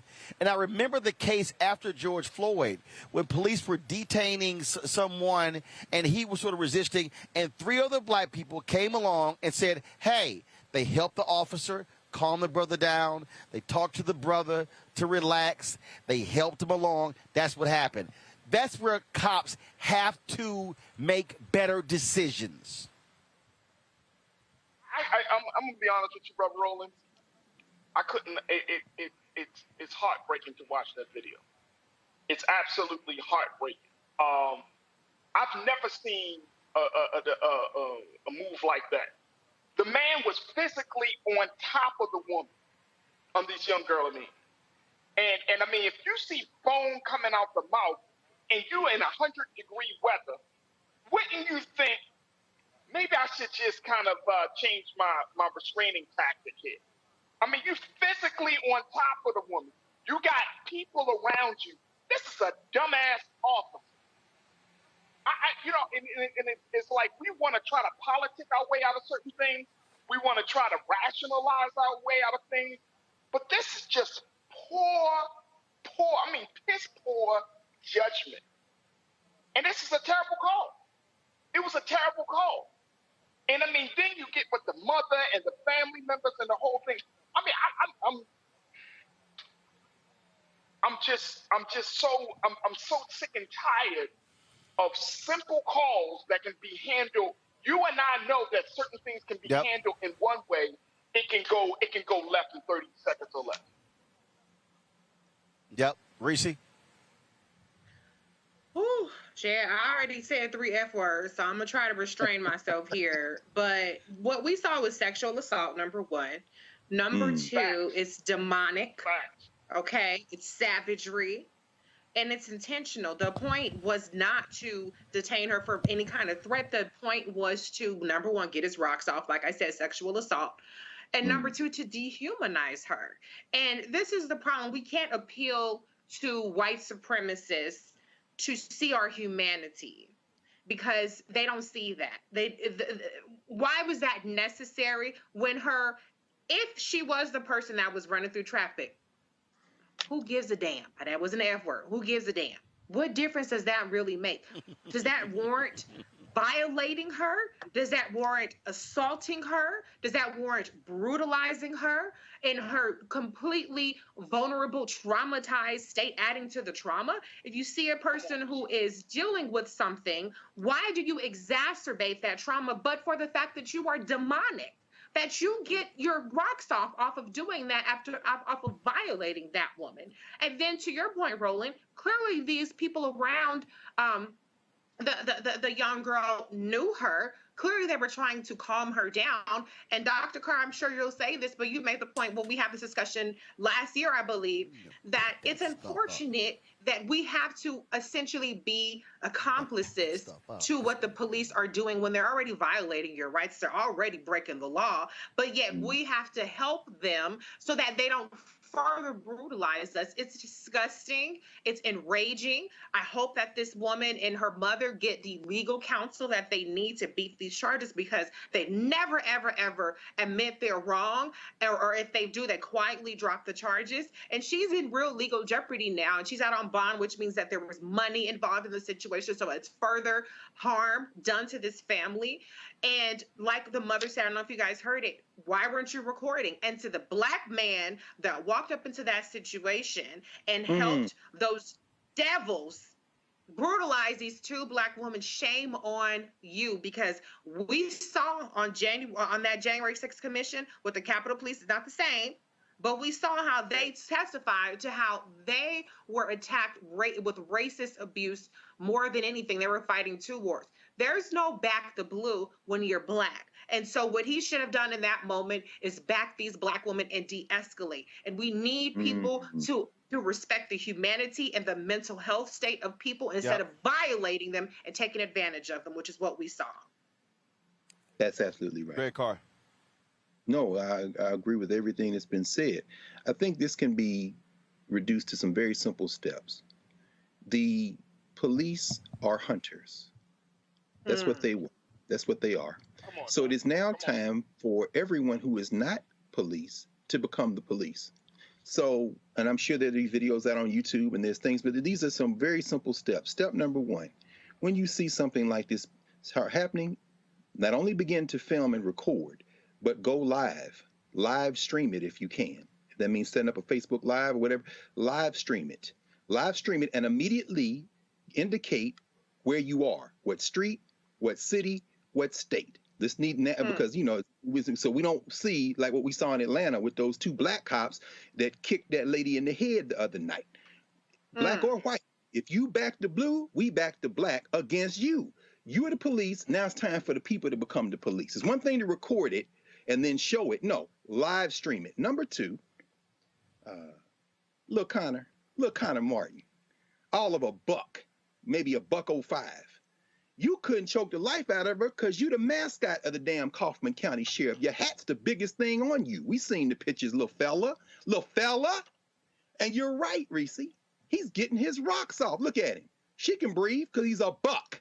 His damn belt way more than anything, but the old cop is trying to save him. Number two, every cop engaged in something like this is no longer whatever their name is. Their name is Derek Chauvin. So propaganda can work. So when you say, get off her, Derek Chauvin, get off her, Derek Chauvin, get off her, killer, while you live streaming, putting your place, your location, your state out there to get this. Number three, and finally, after you've done that, please be clear that the next step is to, where is she going? Where are you taking her? And we all meeting up over there. Listen. The only way we're going to stop the police is become the police. There's no reforming the police. They are doing their job. They are hunters. Gotcha. They are protecting property and the elite. Now we got to become the police. And you know, Roland, you can have some of those classes because you done taught me many times, don't film like this, go like this. Well, now also live stream. Yeah, that's right. Talking to the police. Absolutely. And folks, I do want to tell you about this, the story out of Colorado. Where a cop actually is facing charges because of his actions. This is in Aurora, Colorado. Folks, John Harbert is facing attempted first-degree assault, second-degree assault, oppression, felony menacing, and first-degree official misconduct for his role in the brutal arrest of Kyle Vincent. His partner officer, Francine Martinez, is charged with failing to intervene and report the use of force by a peace officer. Harbert and Martinez were responding to a trespassing complaint when they saw three men sitting on a curb. Officers identified each person had felony warrants. Two of them ran away before Vincent was violently taken into custody. Body cam footage shows Harbert choking Vincent for nearly 40 seconds as blood streams down his face. Vincent was taken to a hospital for his injuries. The cut on his head required stitches. Harbert and Martinez have been released on bail. Now, if you remember, Aurora is the same city where 23-year-old Elijah McClain was killed after being put in a chokehold by police in 2019. Here's the rest of that video. No, I don't. I don't have to stop fighting. Bro, I don't have no warrant. You guys have the wrong guy. I don't have a warrant, bro. Stop fighting. Stop fighting. Help, help, help. I don't have a warrant, bro. Bro, I don't have no fucking warrant, bro. Get on your face. Bro, I don't have Get on your face. I don't have a warrant, dude. Get on your face. Okay. Get on your face now. Okay, bro. Get on your face. Okay, bro. Okay. Get on your face. You're killing me. On your face! You're killing me, bro! On your face! You're killing me! Get on your face! You're killing me! Roll over on your face! You're killing me! Turn over! You're killing me! Get on your face! You're killing me! You're killing me! Get on your face! I don't have a warrant, bro! On your face! I don't have a warrant! Get over on your face! Okay, dude! I'm just a fucking kid! On your face! I don't have a warrant, bro! Get on your face! I don't have a warrant! I don't have no warrant! Yeah, no! Get on your face! No! I can't go to jail for something I didn't do! Turn over! No! Folks, that body cam footage goes on for almost another 8 minutes. That's the but this is why you got to change your law. This is why you have to say that when another officer fails to intervene, they can be charged. I hope each one of these cops is convicted of their heinous actions because that's the sheer stupidity that we see by officers. And the man is yelling, I don't have any warrants. That, folks, is, I'm telling you, this is why you got to change those contracts. This is why these mayors and these city councils should have absolutely zero tolerance when it comes to this. And they should say, if you are an officer and you see another cop doing wrong, your behind is going to be in trouble. If you don't turn your body camera footage on, as I've been saying for a long time, automatic firing.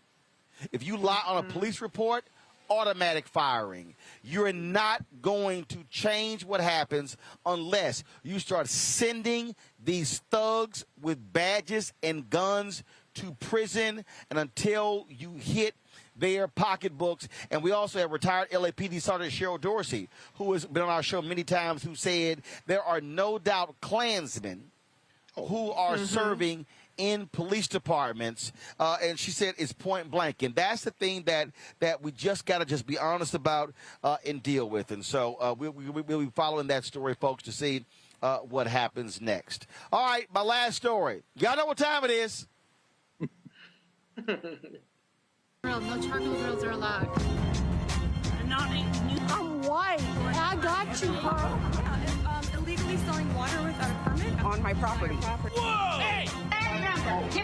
You don't live here. I'm uncomfortable.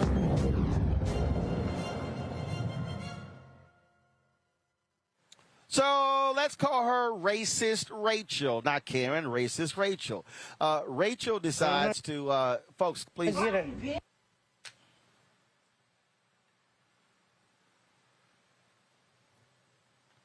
Rachel decides to go after a black employee at Ross. Let's just say a sister who was there shopping at Ross, she didn't take too kindly to Racist Rachel snapping on the sister. But see, you can talk to her crazy, but when you got somebody that's on your level, You better call security right now. what's gonna happen? Get out of my face. What's gonna happen? Get out of my face. Bitch, I came to swing you out. I know you. I know. I know. Another But you Karen. You better not fuck with her no more, though. You better not fuck with her no more. Because guess what? I came for you. I put my shit down and I came back here for you. She employ you the month. That girl don't bother nobody. Bitch, please. But guess what? I came back here for you. But you know what you didn't do? I want the police called right now. I don't give a fuck who you call. I give you a reason to call the fucking police. You better call the police I give you now. a reason to call the police, bitch. Come on, man. I know. Now call me by my name. Come on. Because you know my name. Come on, girl, fuck you.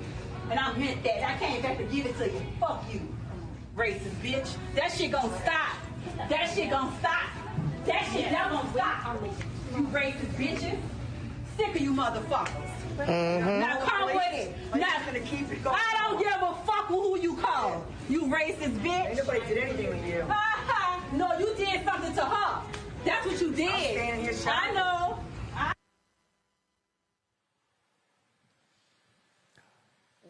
Well, Reese, I think she just totally topped you because she threw in 7 F-bombs and an MF in that. I mean, and she called her at least the B word at least half a dozen times. And so, Reese, she made you look like a church deacon.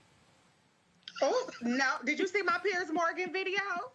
Because I definitely called yes, him. Well, I'm just saying in that particular.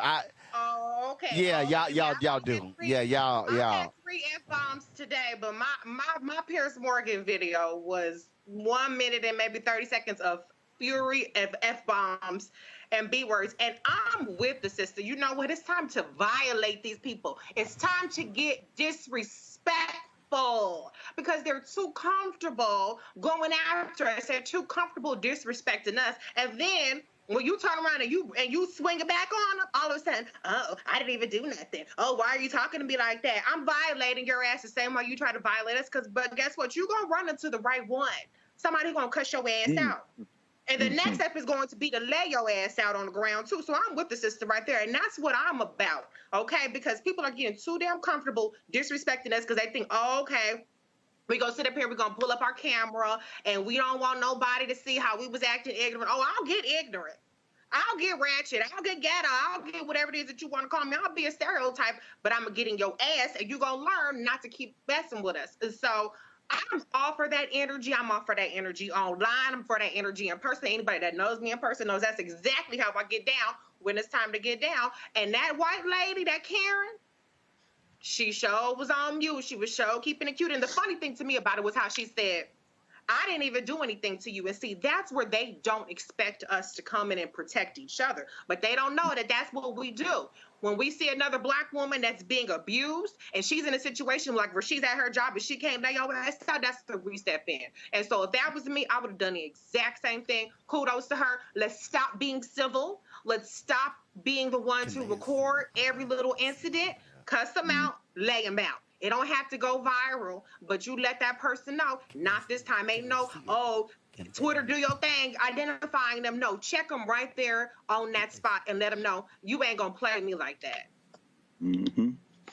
All right, so Reese mentioned her Piers Morgan video. So let me do this here. Let me give. No. Let me give everybody. I'm giving y'all 30 seconds. If y'all have kids in the room and y'all don't want them to hear this, I'm giving y'all warning right now. I appreciate y'all who watch the show with your kids. Right now is the HBO Showtime version of Roland Martin Unfiltered. Just so I got to do this here. And then, I can't do this. So I've given y'all ample warning. So Piers Morgan has some words for Simone Biles, and let's say Reese was not feeling white supremacist Piers Morgan and what he had to say. So if y'all don't like cuss words, mute the show right now, because y'all about to hear way more than what you heard at that Ross in Mississippi. Everybody has been warned. Everybody's been warned. Here comes the wrath of Reese. Piers Morgan, shut the fuck up. I repeat, shut your raggedy ass, mediocre, shrimp dick, incel, white supremacist, motherfucking blob, face jar, mayonnaise spoiled in a motherfucking 90-degree weather looking ass up. We are fucking sick of your stupid ass opinions. We don't want to motherfucking hear you, bitch. Keep Simone Biles' name out your raggedy motherfucking mouth. I don't know why you're so fucking triggered by Black women that are far superior to you, far more accomplished than you. But you need to take that up with your motherfucking therapist and leave your funky ass off the motherfucking internet, bitch. You should take some cues from these Black women on mental health and go seek motherfucking help, bitch, because clearly you fucking need it. We're tired of you. We don't want to fucking hear you, bitch. Keep your opinions to yourself, bitch. All you fucking do is cloud chase off of more fucking accomplished Black women. And the only motherfuckers that agree with you are racist, sorry, sack of shit degenerates, just like you're a punk ass bitch. I know that this isn't going to change your opinion, but what I do want you to know is on behalf of Black America, fuck you, bitch. We don't respect you. We don't want to motherfucking hear about you. And we're going to call your motherfucking ass out because you ain't shit. You ain't never going to be shit. And if nobody told you today, you are a worthless sack of shit. Shut the fuck up. Period. I look at the look on Faraji's face.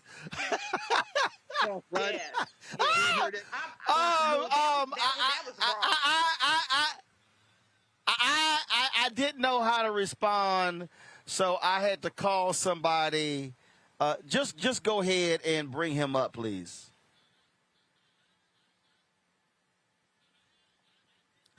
J. Anthony Brown. Jay, make sure you're not. Jay, go ahead, Jay. Jay, you're on mute. Get off mute, Jay.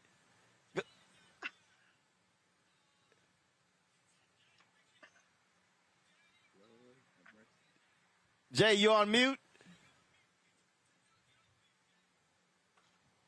Okay, y'all, make sure.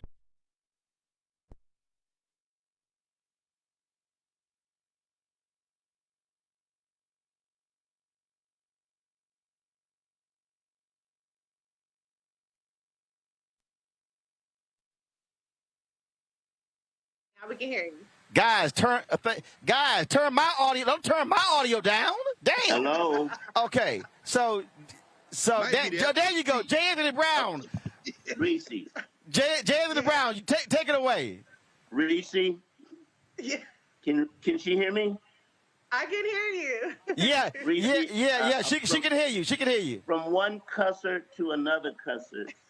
You use way too many bitches. Way too many. You know, I mean, I'm ashamed of how many bitches you put in that sentence. You know, you didn't go with dickhead. You didn't go with fish face fucker. I mean, there's so many ways. And I want you to do your homework on your cussing, okay? Because I know you're fired up, but the next time bitch should not be used that much. No way. I'm gonna allow you to do. I'm gonna allow you to do. In a rant like that, I'm gonna give you maybe 6 bitches. Okay, 6, 7 is your limit, Reese. After that, we want to go with dick face, fuck. Face. Go with the face. Dick face, fuck face. You didn't use way enough assholes. I mean, way. You were just short on your assholes that you could have gone with.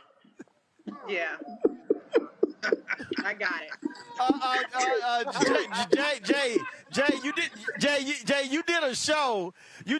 Jay, where you said, man, I don't know who this woman is. I think it was Clay K. You're like, I don't know who this woman is.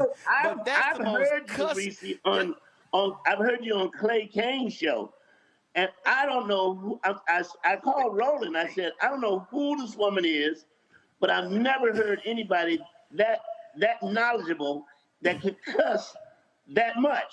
You are a person of my heart. I love you. I really do. I never met you in my life, but like I said, from now on, you can't use that many bitches. You just are not allowed. In the annals of cussing, you get 6 to 7 bitches, and then we move on. Okay? Got it.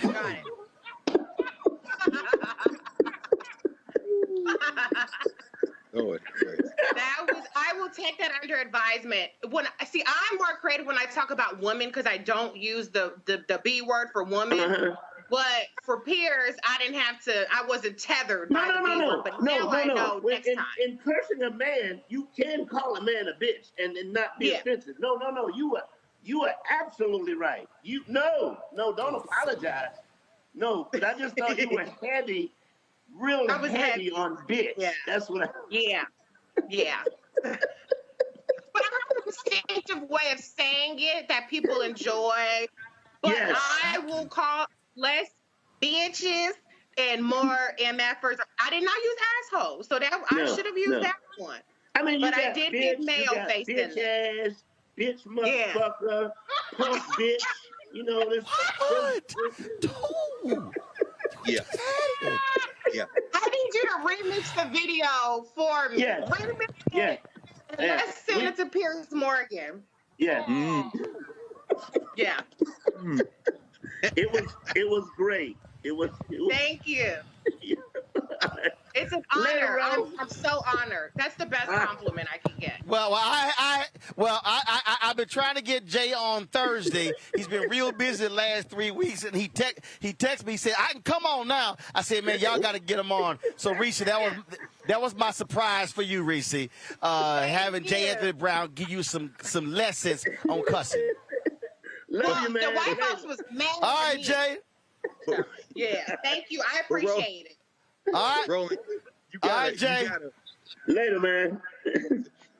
Love you, my brother. Greg, go ahead. No, I was gonna say, brother, look, everybody out here, y'all know that this is an art.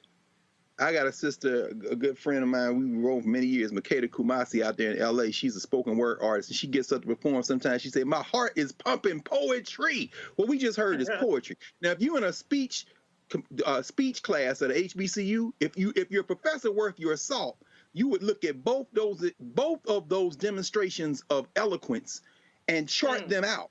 When that sister walked into that Ross, you heard the first thing she said, "I know you." Pause right there.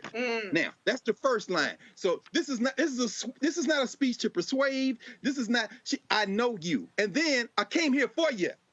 And I'm like, was that Mississippi or Louisiana? Because she sounded like Lil Wayne, baby. I came here for you. And then she keeps going, and she said, girl, fuck you. I came to give it to you. Now, let's switch to Reese.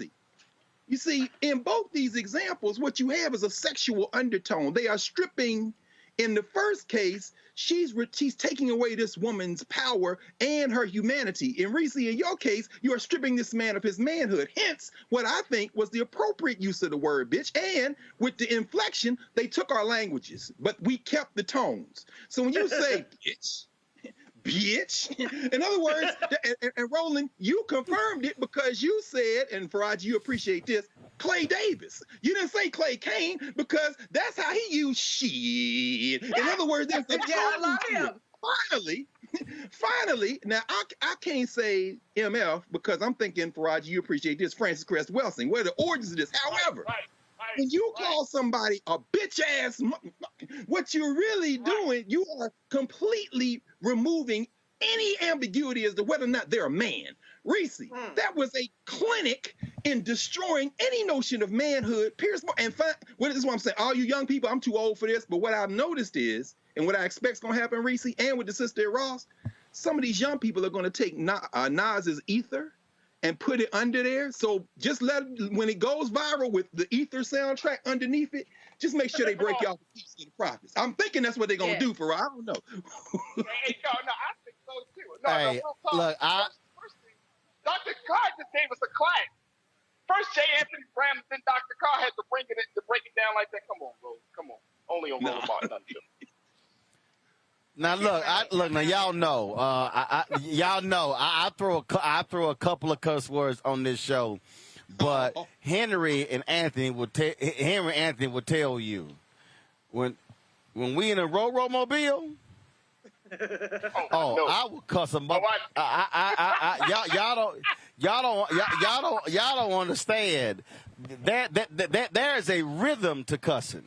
Oh, I can testify to that. There's a rhythm. There's a rhythm. I know I'm a Hall of Fame cusser. Yes, sir. I know the late John. I know. Y'all think I don't even get me started.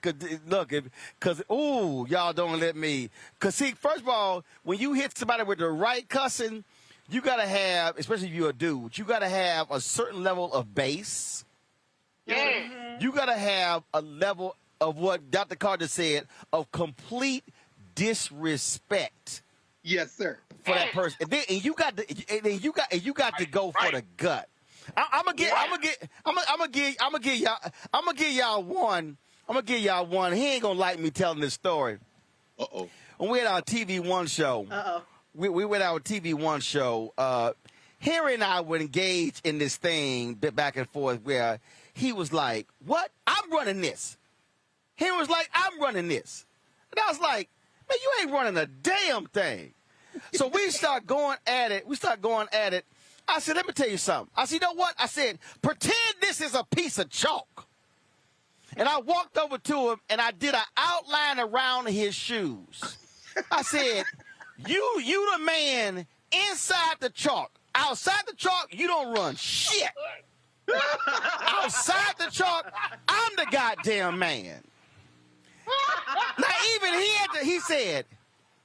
Henry said, damn, the chalk, your ass pulled the chalk out on me. I said, sure as hell did, and walked the hell off. Even Henry had to laugh at that one. See, I ain't cussed that much. See, that's the other deal. So when you hit them, you can't.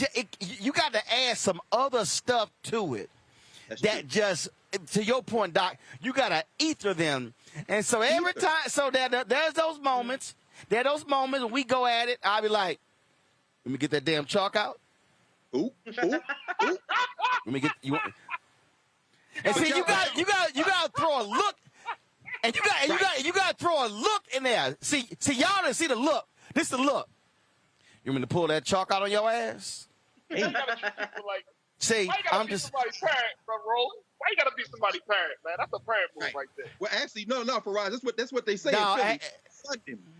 That's what they say. I sonned you. In other words, I made you my son. When you say that thing, when the kids in Philly say, I sonned you. Hey, Dr. Carr, Reese made me feel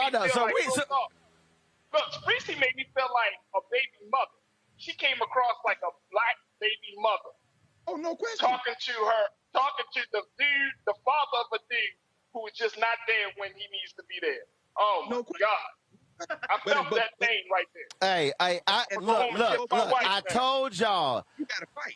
I told y'all, ain't no show like this. Let me go ahead and say this to the North Austin Muslim Community Center. This wasn't a plan to have all this cussing on the show today. I appreciate y'all to do the show from here.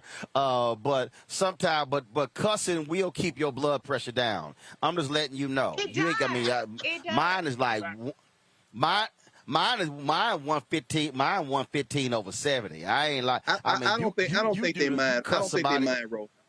I don't think they mind because in the Quran, and correct me if I'm wrong, Faraj. In the Quran it says God plans and human beings plan, but Allah is the greatest of planners. So in other words, this is all in divine order, brother. It wasn't gonna be it was gonna have to be. But you know, Roland, you and Henry are friends. Y'all roll deep.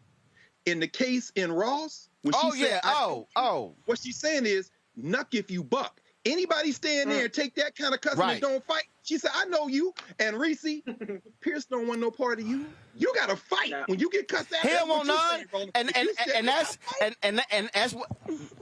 And that's why Piers, he was whining when he got blocked by Naomi. And I was like, yo, punk ass. Actually, I think I tweeted, Piers Morgan, you pure bitch asses, because you blocked me. So shut the hell up. But that's the whole deal, y'all. He did set his followers on me. I had 1,000 white supremacists in my comment calling me monkey, Shanae, everything. And you know what? I did some of my best work. I dragged the hell out of them. I had them. If you go to my tweets and replies, you will see a masterclass in triggering white supremacists. I was on their ass like white on rice. And so guess what? You're going to have to send 2-3 more armies for me, bitch, because I don't care. And I'm going to cuss you out. I'm going to cuss out everybody down with you. I made it clear, and I'm not backing down. And everybody who thought they was going to get me to back down, they got told off just like their boy Piers Morgan did.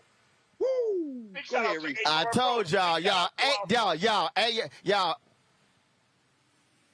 I told y'all, ain't no show. Go ahead. No, I was saying Facebook, our Facebook watchers, for all of our Facebook watchers out there tonight, they are dying. Are they? Hey. Our Facebook watchers. Let me just tell y'all. I'm looking at the comments. I told y'all, ain't no show like this on linear TV, broadcast, cable, digital. Ain't no other show like this, y'all. We keep it real. We keep it black. You know why? Because it's black owned. If y'all want to support what we do, please support us via Cash App. Hey, let me be real clear with y'all. Ain't no other black media out here covering this March for Democracy. We live streaming the entire march, all 5-6 hours every single day.